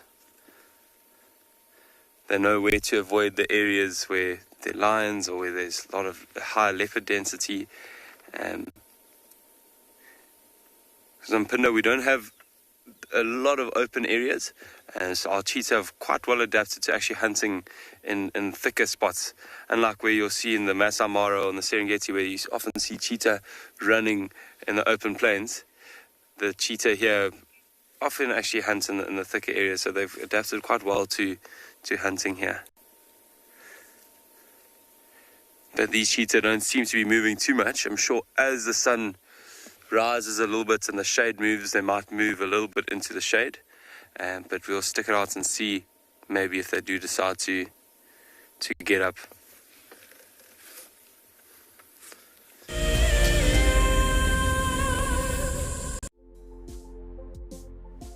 On the 27th of April, Wild Earth will be turning 14 years old, and we wouldn't be here if it wasn't for all of you. And to celebrate, we will be finishing the beautiful book that we started last year that looks at the history so far. But we do need you to be part of it.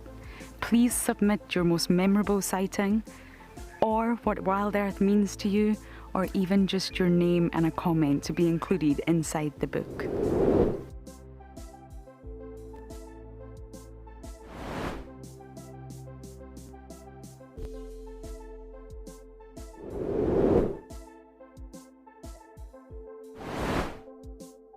Head over to the website to add your name and reserve your copy. And a big thank you to all of you who have contributed to the book so far. Graham, I'm just going to see, there's a very good place that I want to see if we can get good signal from there. That's where I'd like to. Welcome to dawn in the African bush. How cool is this? Can you believe it? Those cubs are now only 10 feet from us. Unbelievable. Elephants chasing wild dogs chasing elephants. Pandemonium! Watching how Wild Earth has grown since 2007 has been truly remarkable. On the 27th of April this year, Wild Earth will be turning 14, and we would love to hear from you. Please send us your own special birthday message, which we can share with the rest of the Wild Earth family. Maybe you can tell us why you started watching Wild Earth, what Wild Earth means to you, or you could just send us a very happy birthday. Don't forget, when you want to film yourself, to hold your phone sideways to get the best angle. When you are ready, you can email your videos through to birthday@wildearth.tv. I love being a camera for Wild Earth.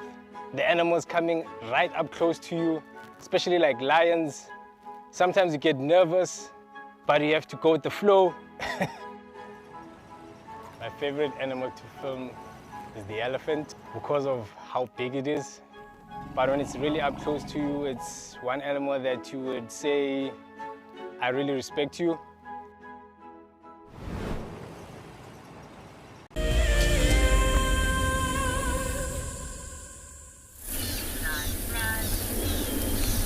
Good morning and welcome back to Eco Training Pridelands. We're still following our leopard, but in the meanwhile we located on some hyena tracks. As we discussed leopard track earlier, I just wanted to point out the differences between the leopard and the hyena. So here we can see clearly at the back the two lobes at the back part of the pad, and then over here the typical kidney-shaped toes, which we will find on a hyena, and then a faint marking of a nail right over here. Now this track is still fairly fresh. It was most likely did in the early parts of this morning, as we can notice that the corners on this little track is still crisp and they haven't started crumbling. And then also the parts where the pad and the toes have marked, it's nice and shiny still at the moment. We also know that this track has been made in the early parts of the morning before the franklins and spurfels started walking around. Here we can see the track of a spurfel. Here's our 3 toes, 1, 2 and 3. And a faint marking of a hind toe, and that is marking over the track of a hyena. So quite often we will use a number of different species to age and to get an approximate time when an animal was walking through the area. As you can notice, a little spurfel walked off into this direction, and then one of the other tracks that I've noticed just right over here is that of a genet. A genet is one of the close relatives to civets. They look like miniature versions of a cat. Although they are more closely related to hyenas than that they are to true cats. And what we'll also notice is a very neat 1, 2, 3 lobes at the back and 1, 2, 3, 4 tiny toes over here. And this little genet also put its back foot deliberately on the front foot to avoid making any unnecessary noise as it is walking. So they too are carnivores that hunt. I've seen them going for bushveld gerbils and things up to the size of spurfels and franklins that I have seen them taking down. What I also find quite fascinating about genets is that in ancient Rome they used to be introduced for the use of managing rats and mice in their homes. Morning, Pat. At the moment, with what I can deduct from the amount of tracks that we see with regards to hyenas in the area, there's a lot of hyena activity, and especially a lot of hyena activity in this area of last night. And as I mentioned earlier, it's very likely that most of these hyenas were focusing on the behavior of our leopard that we've been following this morning, especially a female leopard with a cub. Is an easy opportunity to rob if she would make a kill, because her first priority will be the safety of her cub and to take it up into a tree as quickly as possible.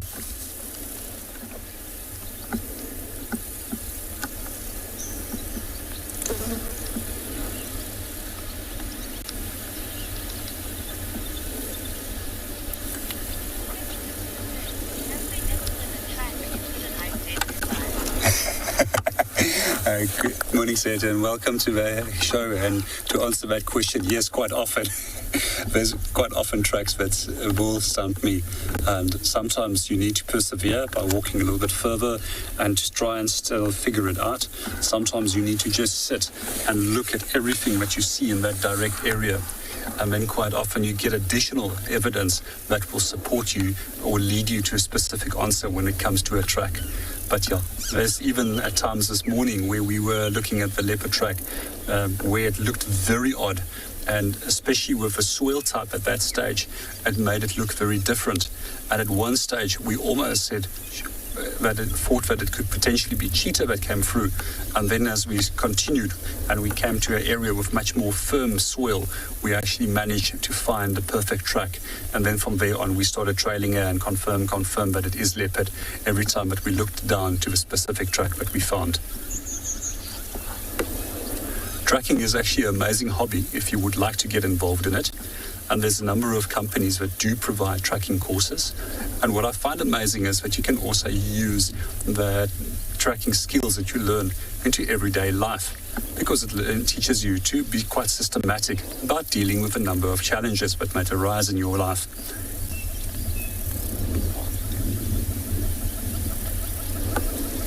from here, we're going to continue and we're going to see what else we can find.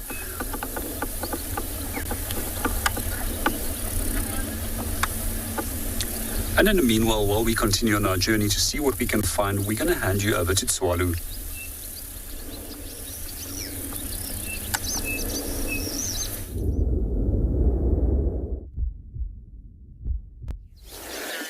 And they're gone. Oh, it's on that little bush there, BK. Do you see? Yeah, there it comes again. We've got another sighting of this beautiful buffy pipit, but please land, please land, please land, please land. When they flush, they do tend to, what I've actually noticed now, they do tend to fly quite far. But we do have one sitting on the tree over there, yonder. Oh, let me just go forward for you, BK. Oh, it's flown. Yeah, it has. Oh no, there it is in the gap. In between the two grey camel thorns, there's a little gap, and in the gap you can see the green blackthorn. It's on the far right hand side of the tree. It's a bit far. A little bit, yeah, punch in there. And I think we're at the wrong spot. Sorry, a little bit to the right for us.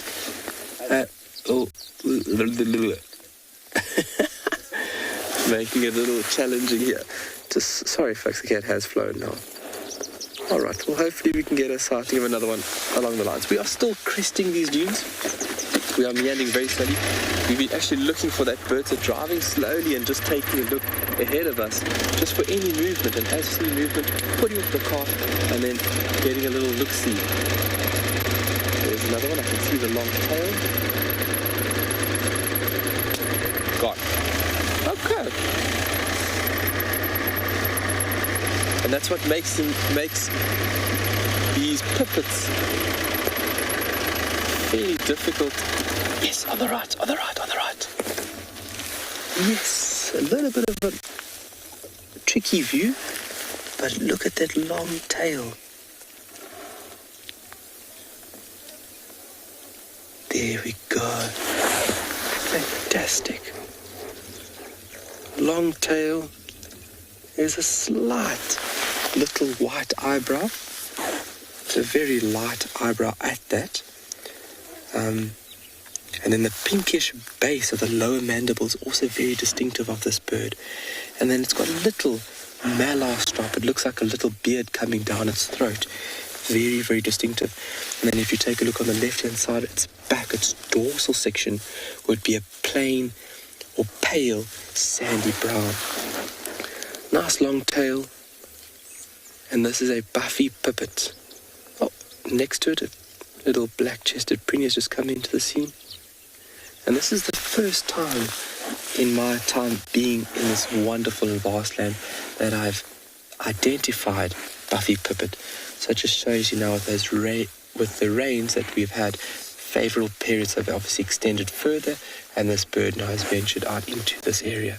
But a really nice bird. So sexes will be alike. Most pipits are like that. But a very uniform and plain Jane LBJ, where it's just commonly overlooked. But like I said, I have seen it in the road. When it moves, it's got this behaviour of bobbing its rump along with its tail.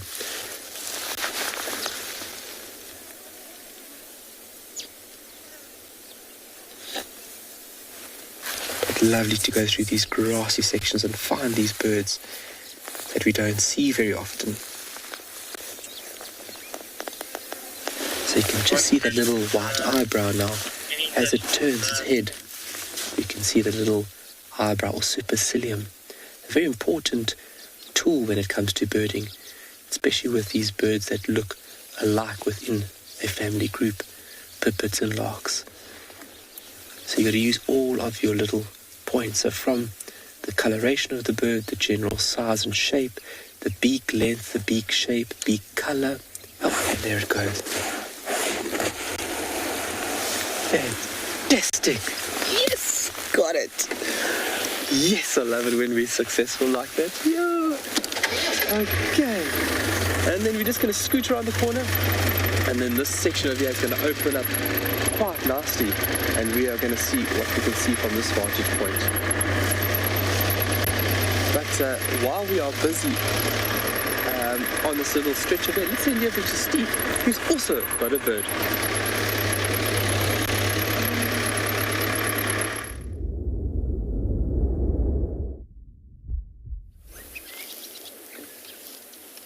Well, welcome back. We do indeed have a couple of birds. A few little fork-tailed drongos making a lot of noise. A few other birds hanging around here.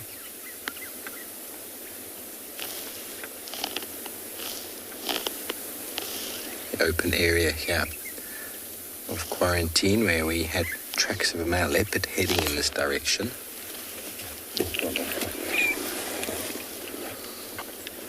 Lost visual. We're also just enjoying a spot of shade because it has gotten incredibly warm out there. So it's nice to stop and spot a couple of birds. Still hear him.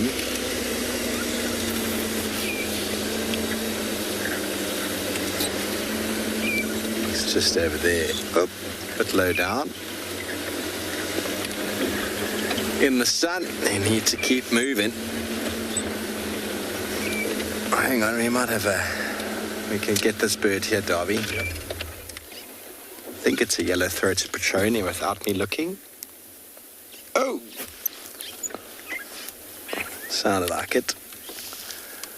And he's gone. So even the birds are not sticking around today. It's all right. Just driving very slowly along this western edge of quarantine, scanning into the drainage here. No tracks seem to have come out. Okay, well, let's quickly send you to Lauren, who's also stopped to do a little bit of birding.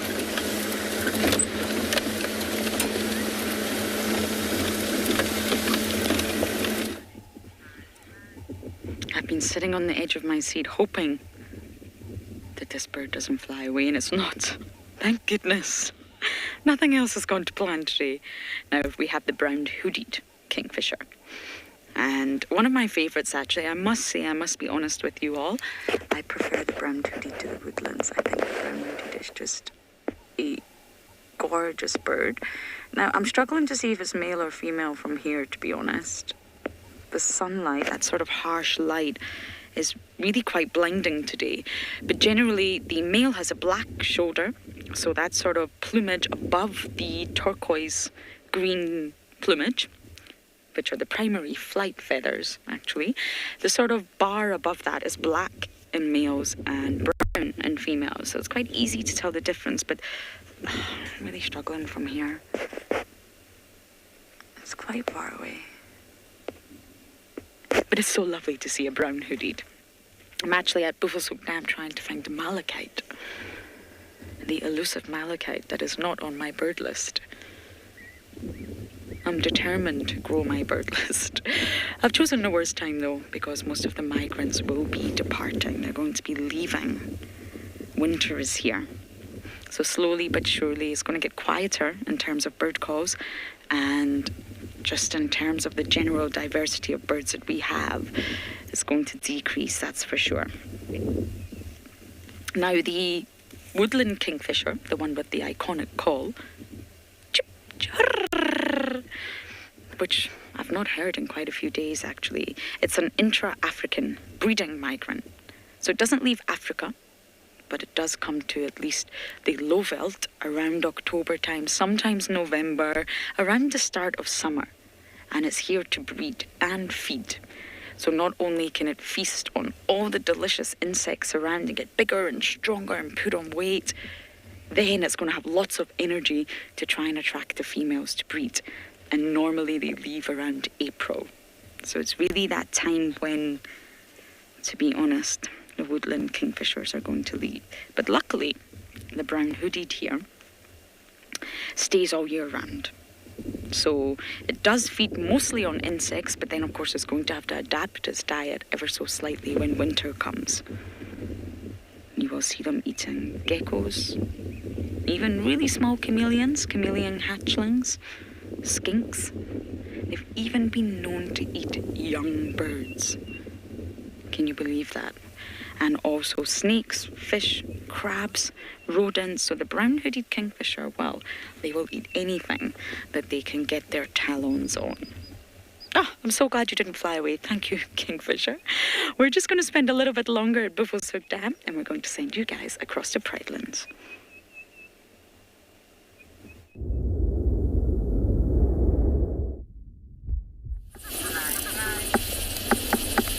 Good morning and welcome back to Eco Training Pridelands. We've been walking and just found a little bit of a disturbance in the road. And on closer inspection, we actually noticed that it was belonging to a snake. And this has most likely been made by a puff adder. And what we can see is here's a tail, and then it actually moved over here and then rested. And here we can clearly see the head where it's been resting on the middle of the road.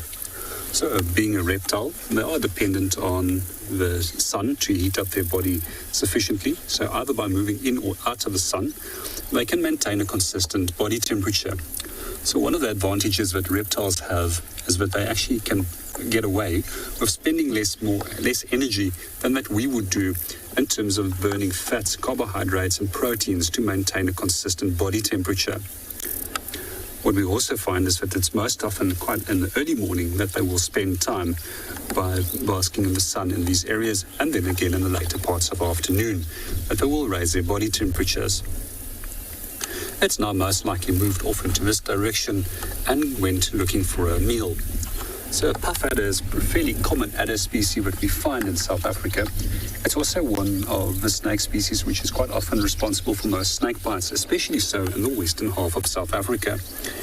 It's easy to identify. It's a fat, stubby snake with a typical diamond-shaped head. What we find is that the toxin that the snake has, or the venom that it will inject into its prey, is known as a cytotoxin. They've also got fairly long fangs, which they can tuck away, and then stab it into their prey and inject copious amounts of this venom to disable the prey item that they've just hunted. What I do like about puff adders quite often is that they do give you some form of warning by hissing, unlike most other snakes that won't provide any form of warning advance.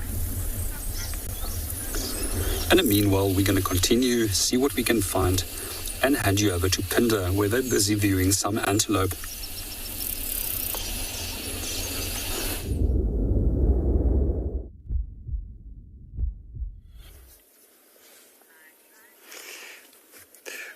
Welcome back to Pinder, where it looks like we're just watching Impala. But the truth is we saw the cheetah heading right in this direction about 5 minutes ago. We didn't want to move too much. They've just gone into the bush on the right-hand side. So maybe about 50 meters from where those Impala are now. It's quite ironic because I was mentioning earlier about the cheetah that they don't really hunt too often in these open areas. But obviously if they have the opportunity to, they will. But so this is quite a lovely open area for them. They'll probably use the cover or the cover on the right-hand side first and get as close as they can to these Impala before moving on and doing that final sprint.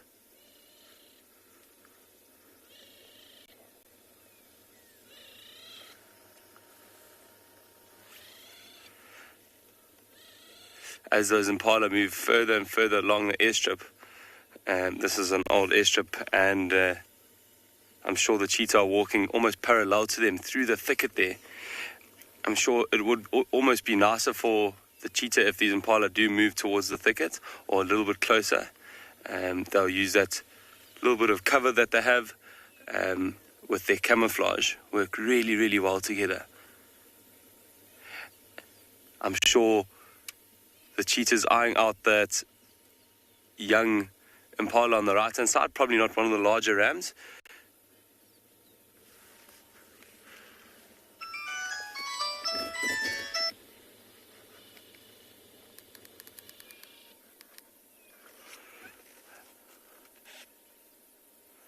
You can see they're completely oblivious. They don't know what's going on. They're just feeding, carrying on as normal.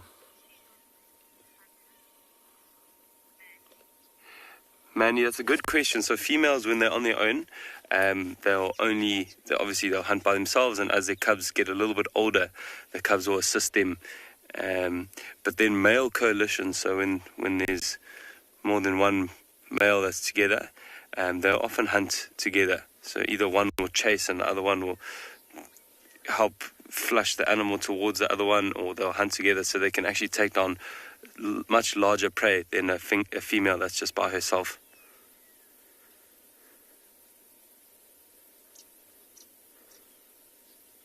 Look at that one slightly larger, more experienced bull coming towards where the cheetah were coming from. Maybe he picked up on the scent of something, although there isn't a whole lot of wind.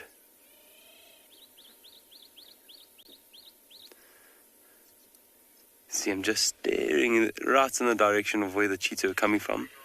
If he was to see the cheetah, he would alarm call and let the other impala around know that there's a threat.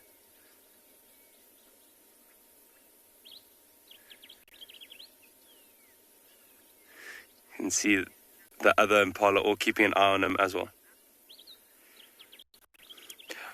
Oliver, for sure, yeah, the one impala, especially a ram, would last them quite a few days, and they might even spend quite a long time trying to feed on it. Cheetah aren't able to engulf as much as lions, obviously being a lot smaller. But yeah, Oliver, it'll be more than enough for them both. Yeah, I can't wait I've been scanning with my binoculars, but I can't wait for one of their heads just to pop out through the grass or pop out through the thicket there. I think this cub is still too young to take part in the hunts, so we saw as soon as Mom's body language changed and she looked quite interested in these impala, or very interested, we could see the cub slightly hanging back a little bit, but what will be happening is the cub will be really close by and probably watch as Mom carries out her hunt, taking notes, trying to figure out exactly what she's doing, because soon she's going to be hunting for herself.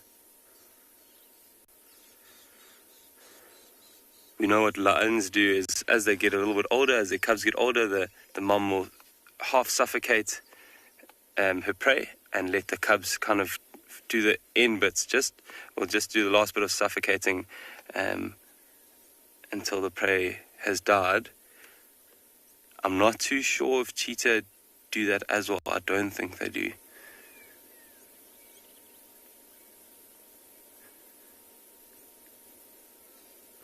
That's one ram, very inquisitive. I'm sure as he loses focus again, hopefully he'll turn around and go and join up with the herd. That one impala young one at the back there, I think that's the one that they'd be aiming for.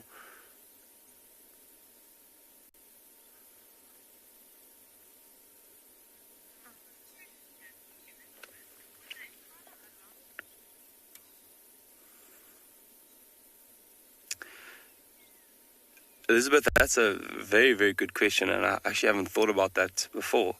But I'm sure it would alarm call if it's alone, just out of instinct. Probably alarm call and then run. But you very, very seldom see an impala on its own, unless it's sick or injured.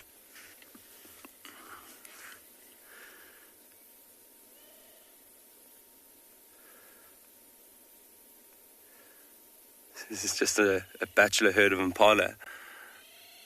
Here, their usual prey would probably not be an impala ram. Probably more a female impala would be perfect, but I'm sure they're opportunistic. And I was mentioning earlier, they were looking very, very skinny.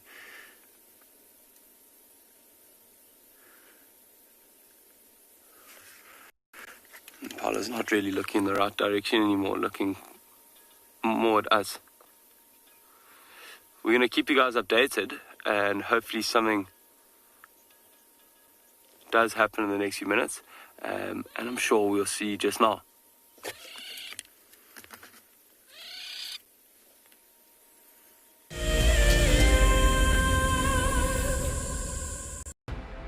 In preparation for our 14th birthday, we will be lighting up a fire and heading on a special journey down memory lane.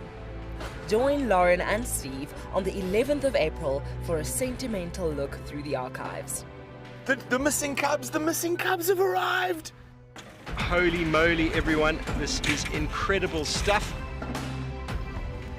Oh my goodness, everyone. Oh, there's two. Who better to have as special guests than the Wild Earth co-founders Emily and Graham Wallington. They'll be answering questions about Wild Earth's fascinating journey since its launch in 2007. Sign up to be a Wild Earth explorer and join us straight after the Sunset Drive on the 11th of April for what promises to be a remarkable evening.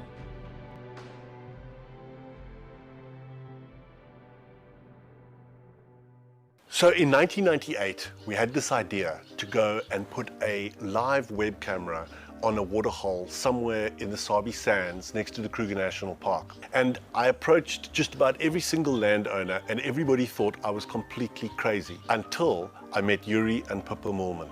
We thought it was definitely a fun idea and a worthwhile thing to experiment. And it immediately became a runaway success. And it gave people all around the world the opportunity to watch a little piece of Africa day and night. Back in 1998, it was the very early stages of the internet, and all we were able to do was to get a 30-second refreshing JPEG out of that camera. But over time, what we began to do is focus more and more on trying to develop this concept of giving people the opportunity to go on safari.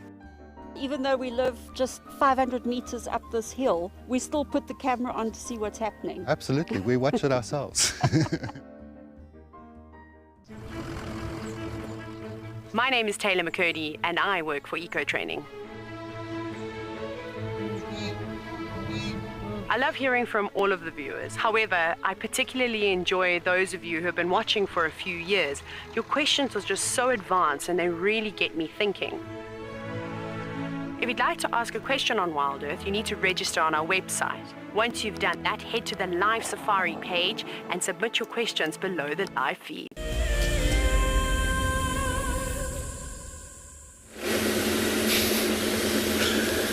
Welcome back, everyone. Well, we moved out of the area. No tracks coming out of the block. We're just going to do a wider loop, go down towards the river, have a little look. Dave and I are on very good spirits this morning. Franklin's not so much. He's just taken off.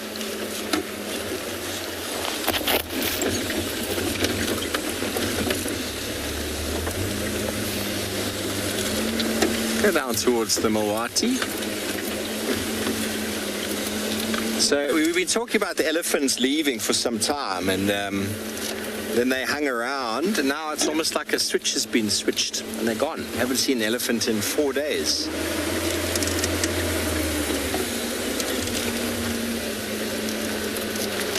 Don't know where that buffalo herd got to. We're heading in the direction they were headed last night.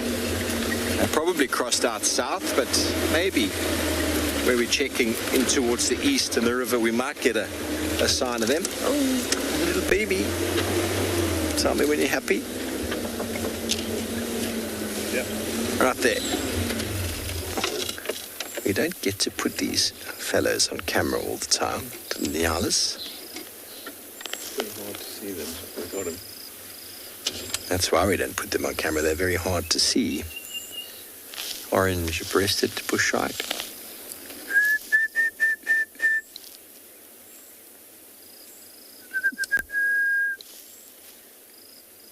Got him, Dobby. Got a body.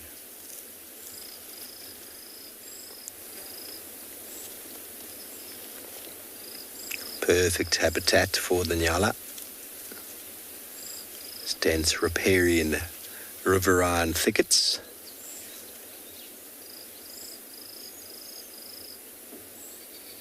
Let's go back a bit. Not a great visual.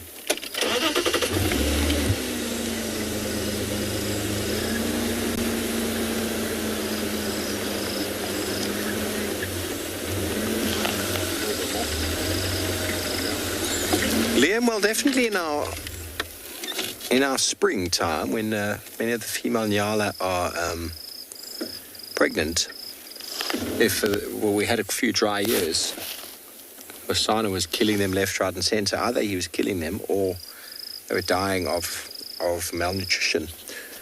But we haven't been finding many Nyala kills. James Henry had Tundi killing a young male Nyala once. We've had the lions on a Nyala bull once before, but we don't often find them on kills. I don't know if it's just we don't see them, but there aren't that many Nyala around here at the moment, actually. And they do have a tendency to hang out in the camps, right in camp, so they do keep a little bit more safe that way.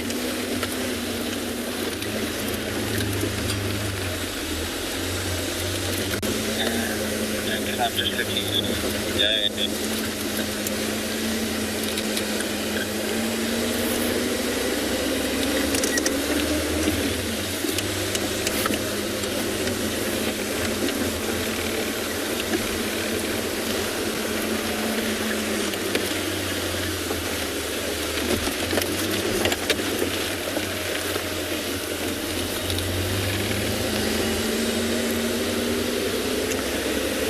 No, Emma, not all birds. Actually, probably not even half of birds. To take a guess, a lot of birds nest on the ground, on cliffs, in riverbanks, on floating vegetation, on the sand. It's only those Franklin you just heard shouting. They nest on the ground under a scrape, under the bush. Pretty much all of the aquatic birds, not all of them, but majority of them nest on the ground or on the water. But there are so many different bird nesting types and strategies. Banks, cavities, holes in trees, cliff faces, rock faces, which I suppose is the same as a cliff.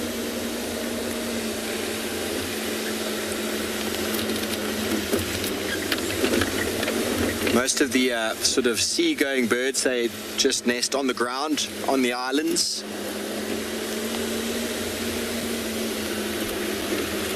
Okay, so our buffaloes, we left pretty much here last night. They were heading in that direction. I did ask for an update about where they're headed, but no one answered, so we'll just go see if maybe we can track them down while we send you over to Dyke, who's also on the bumble.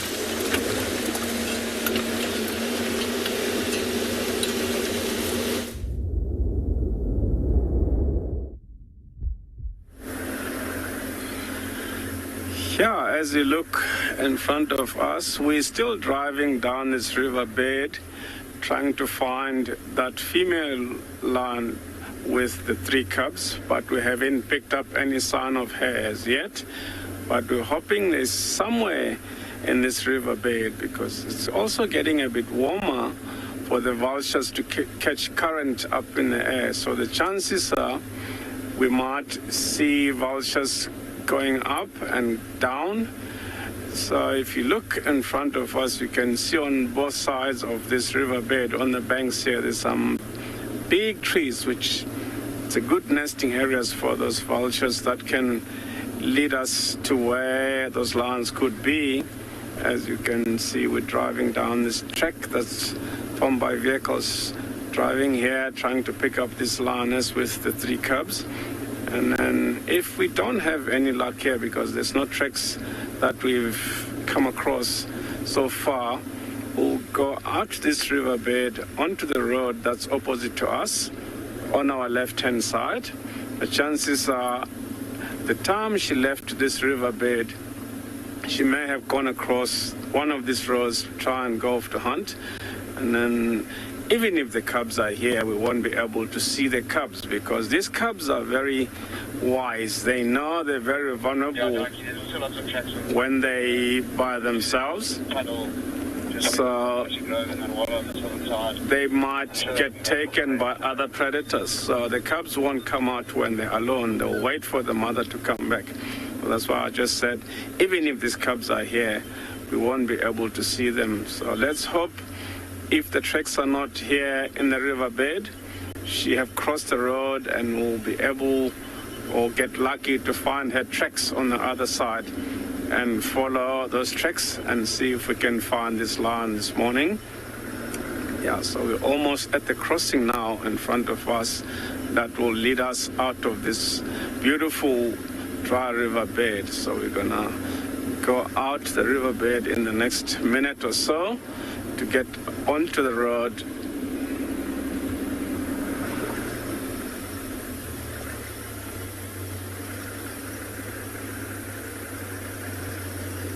Yeah, so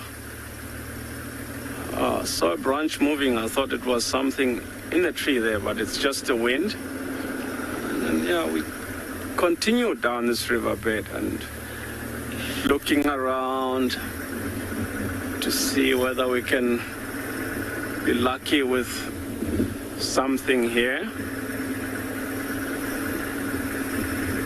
You can see to the right, this is a very good area where she can leave her cubs when she go off to hunt because of this very nice thick bushes where the cubs can lie there and be safe.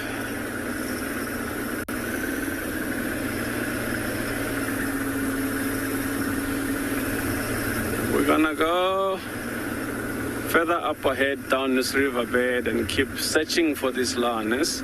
While we're busy doing that, we'll go over to Pinda.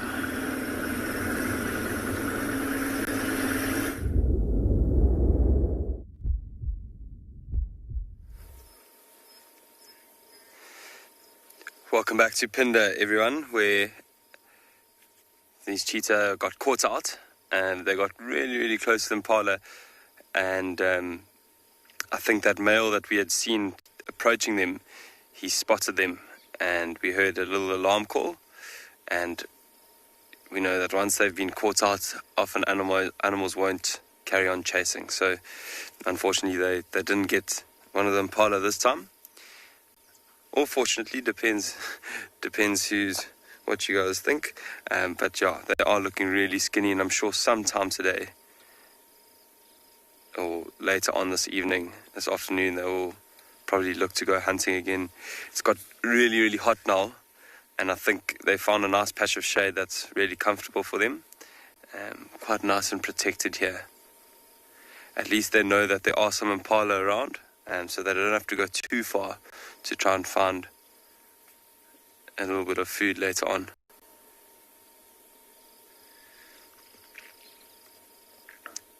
Earlier we were talking about the different techniques that this cub would have learned from mom in terms of hunting, but also just behavioral things. So you can see how this cub is lying down exactly the same way mom is, in that typical cheetah pose when they lie down with their heads up like that. We've seen recently, if you've been following us with those 5 cheetah that were released, or that lost their mum, they didn't really have that mentorship like this cub has had, so they didn't know about getting a bit of elevation and so on. But this cub knows exactly what to do and has learnt a lot from mum.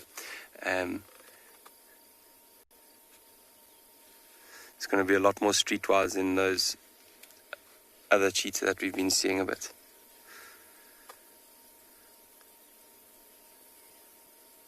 You can see how heavily mom is breathing now as well. On a hot day like today, they need to find a bit of shade to keep themselves cool.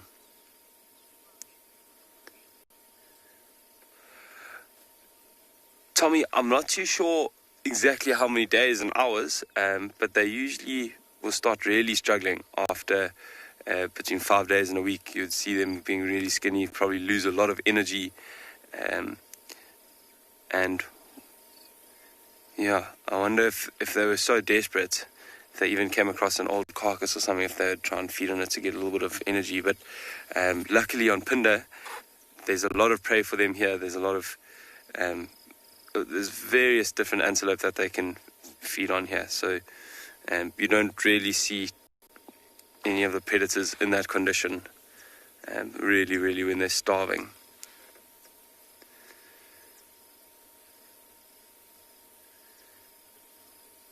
You You see our mum just keeping an eye out. They don't sleep for very long. They'll close their eyes for a couple of minutes and then keep them open, looking around.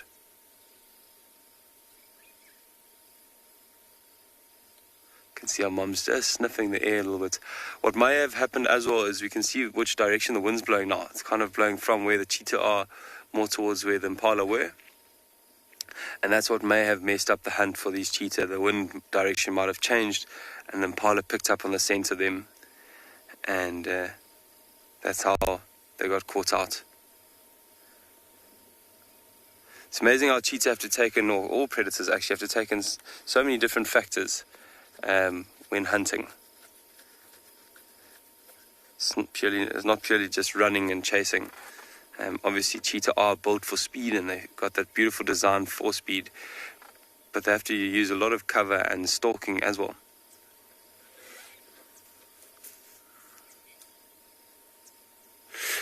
Jeanette, your mum would let the cub eat first, and if there are any scraps left over, I'm sure she would also have some. But you'll see towards the end of their time together, mum will start feeding first and start kind of taking over at the carcasses, and that's just one of the ways you know that their time together is almost over. But at this stage, the cub will still be eating first, and if it was a small, maybe a baby darker or something, then the cub will probably eat it all by itself.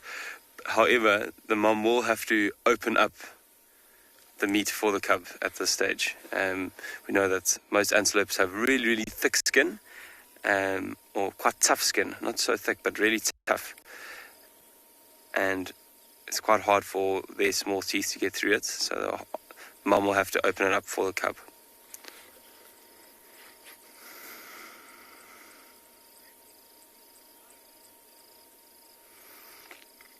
So we're probably going to leave these cheetah now in the shade. I think they're probably going to rest here for the rest of the day, and we're going to send you off to Lauren.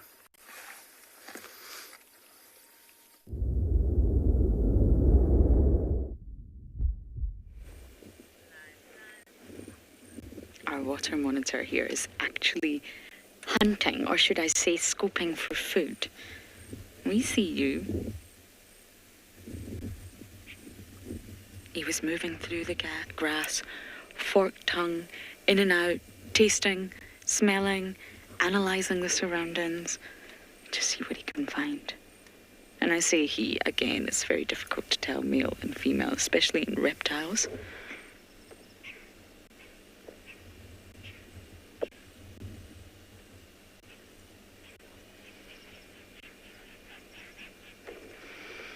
Sorry, I'm just listening to the birds. There's lots of unhappy birds around.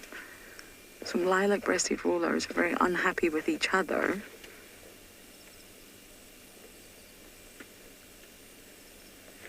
Just in case there's a predator, but I don't think there is. It's very hot now.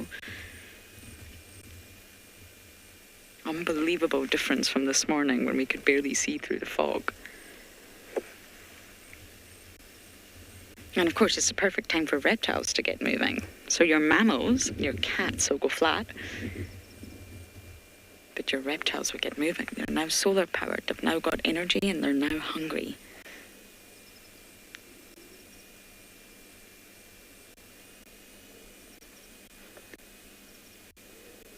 See the tongues coming out? And that's why monitor lizards are said to be almost more closely sort of related to snakes than be it lizards.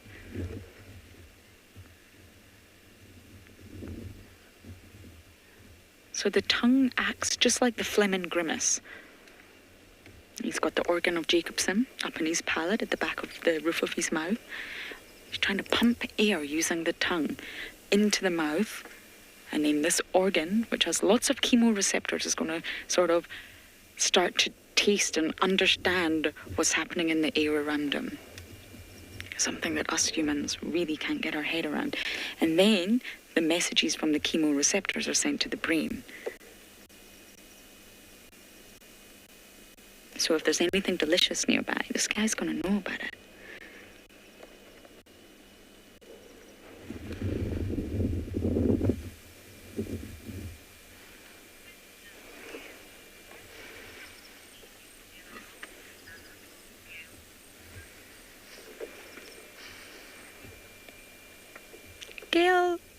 many species in the animal kingdom that get along with one another.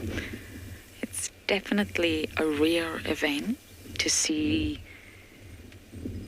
interspecific interactions between two very different species.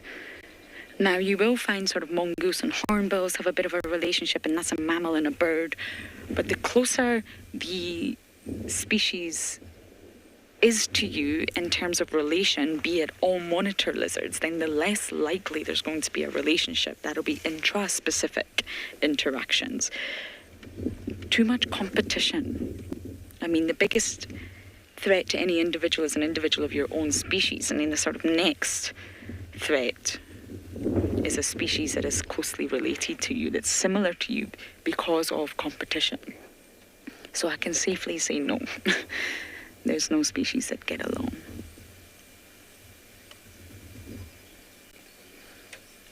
Lots of species will cohabit the same space. They'll live sympatrically. They'll establish their sort of territory. And as long as no one infiltrates that territory is fine. And then you get species like hippos and crocodiles. They also cohabit, live together in harmony most of the time in the same water body, because they're not competing. One's a herbivore, one's a carnivore. I think he's disappeared here.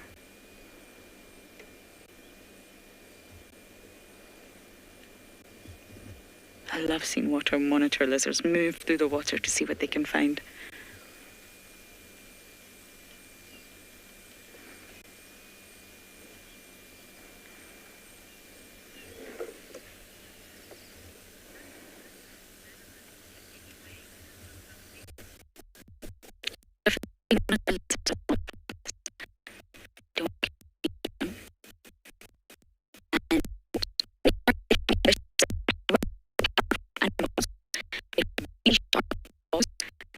Tail they will use, it's full of muscles, and it's obviously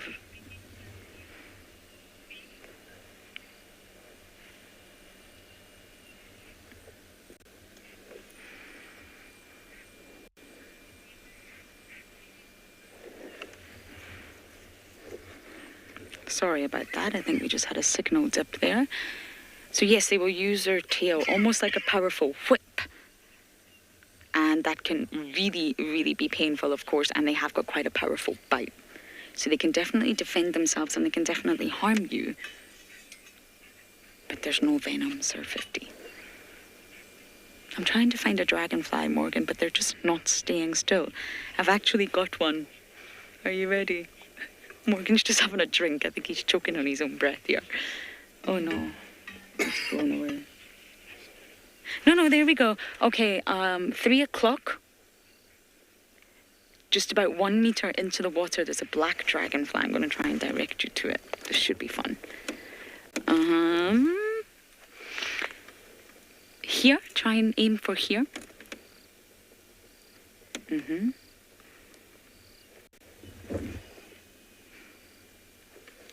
Yep, we're getting there. Go in, you've got it. Okay, up. Here, at this part on the frame. There we go. Zoom into this piece of grass. There you go, you've got him. Almost in center frame. There. You see him? Yeah. We did it. Hello, beautiful dragonfly. And of course, now the dragonflies, just like the reptiles, are getting extremely active. They also need solar radiation. They're also solar powered. If it's too cold in the morning, really, you'll come here and nothing will be active. So during that hot window of the day, the dragonflies are active. Constantly buzzing about, constantly hunting. They're aerial hunters and constantly chasing the females. They have a short life cycle, just like butterflies, and when they are in their adult phase, they need to reproduce. That's what being an adult is all about, reproduction. Dragonfly mating is really quite something to see. Oh, there's another one, Morgan. I don't actually know what species this one is, but there's a bright red one. I think it's a drop wing. Oh, You see it? Well done. We're on fire with the dragonflies. Ah, what a lovely moment by this waterhole. So we're going to bumble on a little bit closer to home. Breakfast is calling, and for now we're going to send you across to Kyle.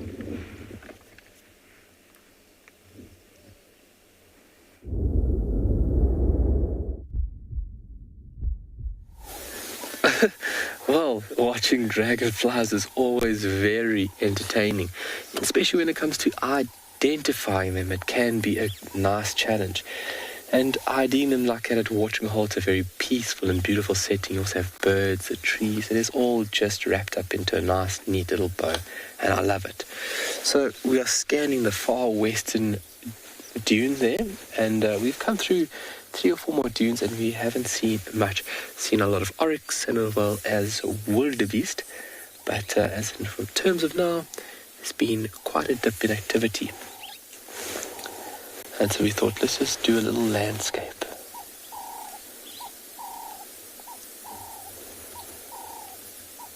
So the ringneck dove busy calling on our northern side of here. And the beautiful crafted nests dotted throughout this lovely camel thorn. Oh, BK's found a bird. Do you even see that bird, BK?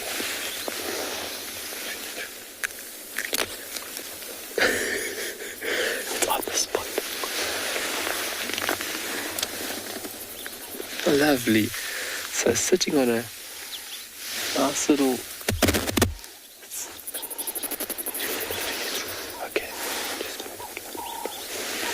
got a nice little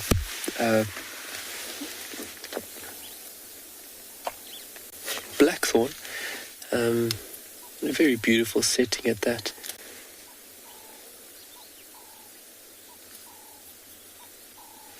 Sorry, BK, I'm just going to get off the vehicle quickly, so there's going to be a little bit of movement, just so I can see what that bird is.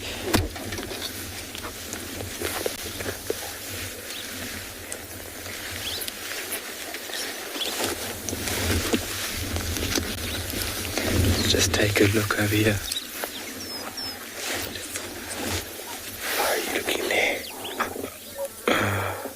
Alright, nice, beautiful eye stripe extending right past our black cap. Nice big white chest.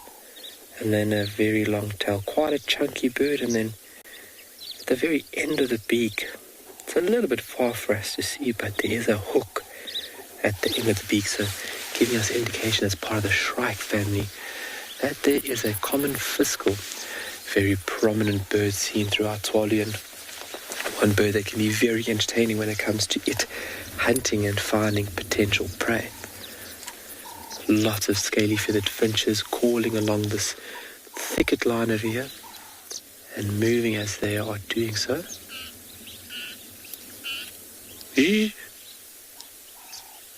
Beautiful. So this common fiscal is the western race, whereas if you look at common fiscal, they have a uniform black cap, and this individual has a white stripe. Sorry, FC, I didn't catch the message here. Could you please resend that? Something about a bird's nest.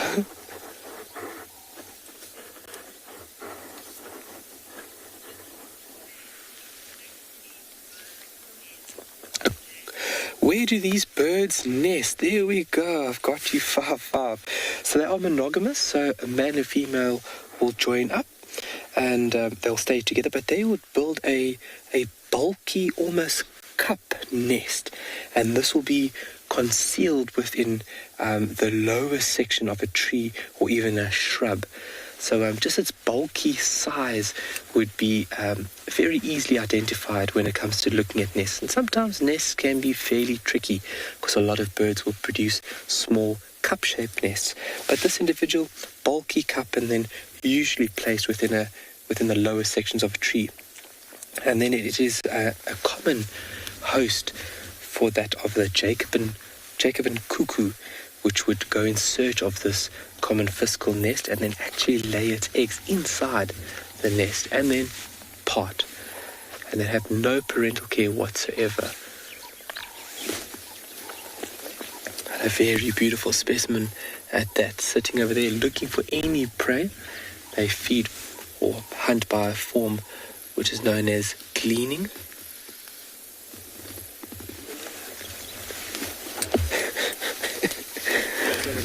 It's making it challenging.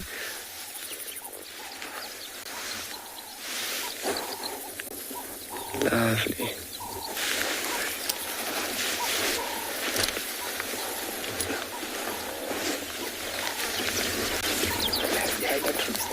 Oh, it's under the tree. I can't see it from here.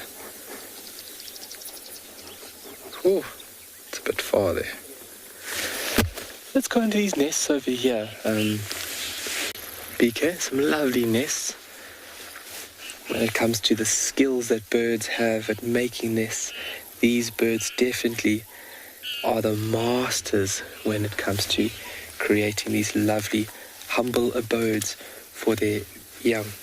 And typically you'd find them utilizing thorny trees.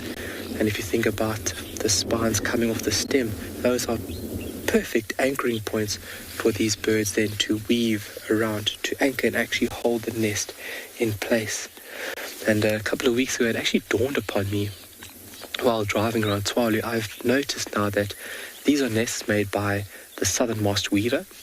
And the other day, it just dawned upon me that they are predominantly built within the western or southwestern corners of trees.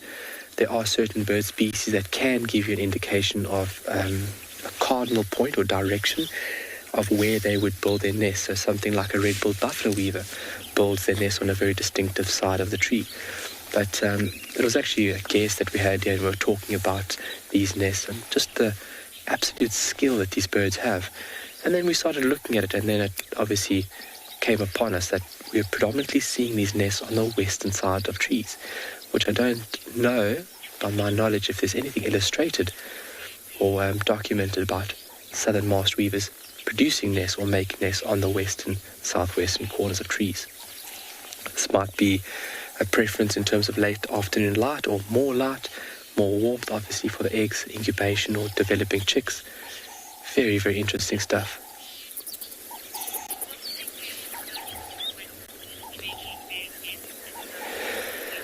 Jackson? No, they won't get hurt. They are very careful. Around their feet, if you look at birds, covering their toes and their legs, they have scales, so that will be a form of protection. And then when they are starting the nest building process, they are very, very careful when they are creating these little knots to start the nest, obviously utilizing the spines and then as well as the stem. They are very careful and nimble, working their way around the thorns. And obviously the most vulnerable part would be the eye, and you don't want your eyesight to be hindered. But very careful, and no, they shouldn't. I've never seen a bird hurt itself while creating a nest. Oh, also a namakwa dove sitting there on the far left-hand side. It's just sitting there beautifully. That is a female namakwa dove. You can see from the beautiful uniform-coloured chest. A male would have a very large black bib, ruffling his feathers up, doing a little bit of preening, a little feather maintenance. You can see that long extension of that tail, very distinctive. Out of all the doves, I've really come to enjoy the appearance and the abundance of this bird. There is plenty. We can sit at watering holes and we can have wave after wave after wave of namakwa doves come into a watering hole. All right. Okay. Well, let us maybe bumble along. So then, let's send you over to Pete, who's got something tall.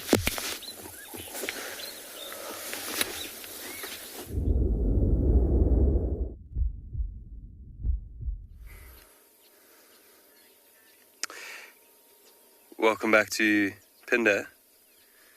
We've got quite a cool scene here with so many different species. Got this beautiful big female giraffe. We saw some warthogs running around, some impala, wildebeest, zebra. Yeah, the whole lot all around this area. It's so beautiful. I think they just love this area because there's a bit of water here. There's grazing and trees that they can feed on, so all different species can come together. Look at this female giraffe now just eyeing out this buffalo thorn. It's one of their favorite trees to feed on, but she really has to reach all the way down to get bits of leaves for her to feed on.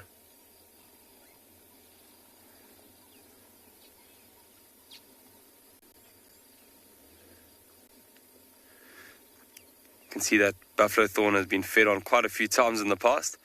It's almost shaped so nicely now by the animals.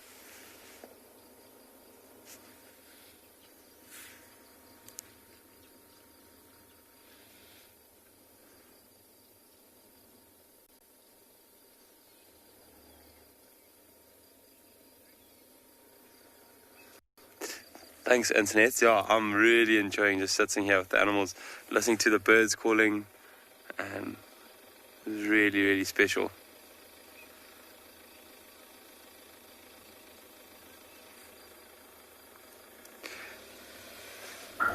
It's awesome. It's also very close to the lodge.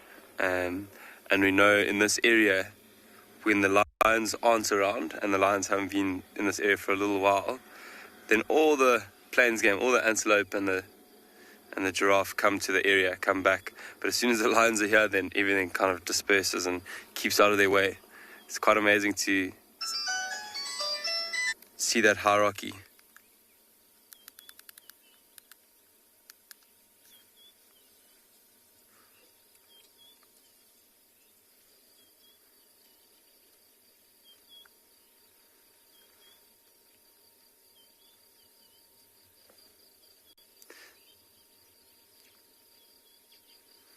This giraffe just nibbling off the little leaves and the softer parts of the tree.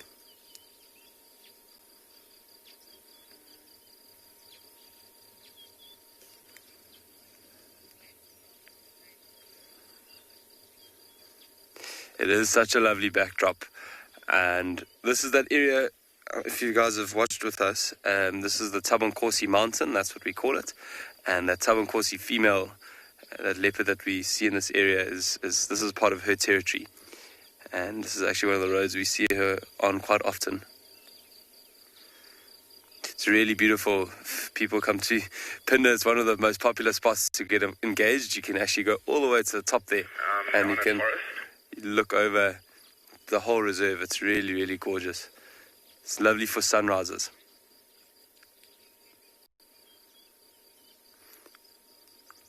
So we're just going to sit here for a little while, enjoy this awesome scene, and we'll see you guys later.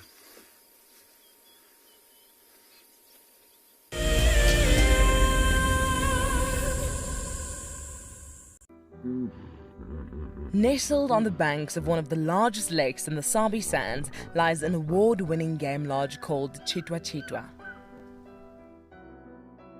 Many of you will have been on safari here virtually with Wild Earth, but now we are offering you the chance to see it for yourself in person. Sign up to be a Wild Earth explorer before the end of April, and you and a friend could win 3 nights to this luxury lodge. In addition to the unforgettable safaris, you can unwind on the deck, relax in the pool, and even savor the various bush dining experiences. Chitwa's holistic approach to hospitality, with specific emphasis on conservation, will leave you with the very best memories of the African wild. Wild Earth Explorers, it's in your nature. Staying one step ahead is the key to survival out in the African wild. And now you can stay in front of the pack with a Wild Earth weekly newsletter. Sign up to be a Wild Earth explorer and you will get exclusive behind-the-scenes stories about your favorite guides and camera operators. Information about our upcoming plans and projects will be delivered to your inbox every week before anyone else. And you can hone your guiding skills by taking part in our Identify Me nature quizzes. Wild Earth Explorers, it's in your nature. My name is Taylor McCurdy and I work for Eco Training. I love hearing from all of the viewers. However, I particularly enjoy those of you who have been watching for a few years. Your questions are just so advanced and they really get me thinking. If you'd like to ask a question on Wild Earth, you need to register on our website. Once you've done that, head to the Live Safari page and submit your questions below the live feed. What are you looking at, man? That's its gangster face.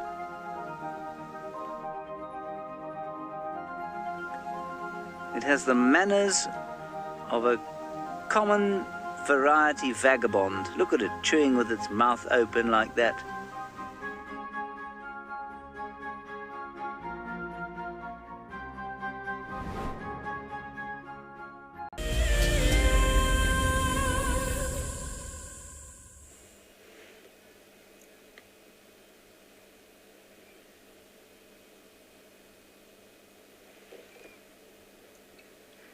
Oh, apparently I'm live. I didn't receive any comments there.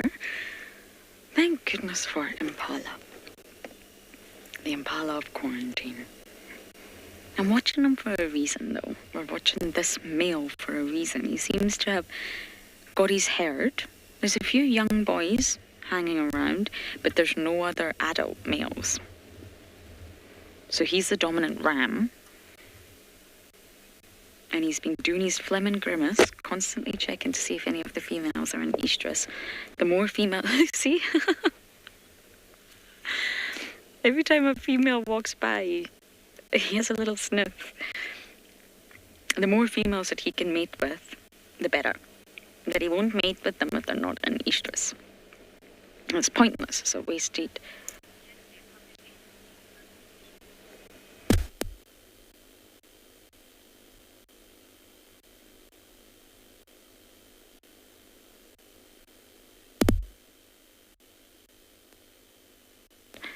It's the scent.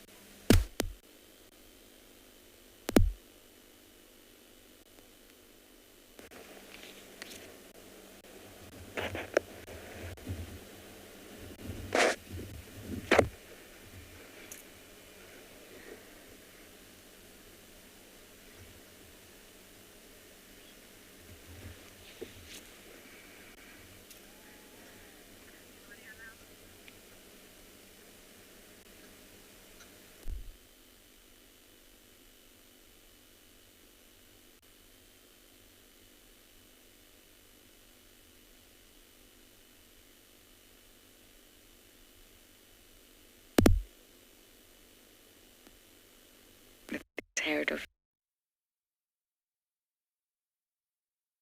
Okay.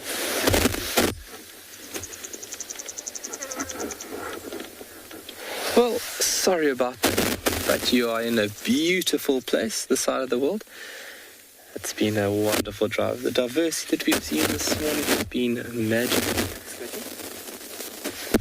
It has been really special to see all the diversity. So it's been really, really lovely. Be sure to jump on board with us this afternoon for the Sunset Safari, which will be kicking off at 3 p.m. and to continue this magical journey of exploring and understanding all this wonderful diversity in wildlife. Thank you for all the questions and comments. Obviously, you guys have made it so much more special.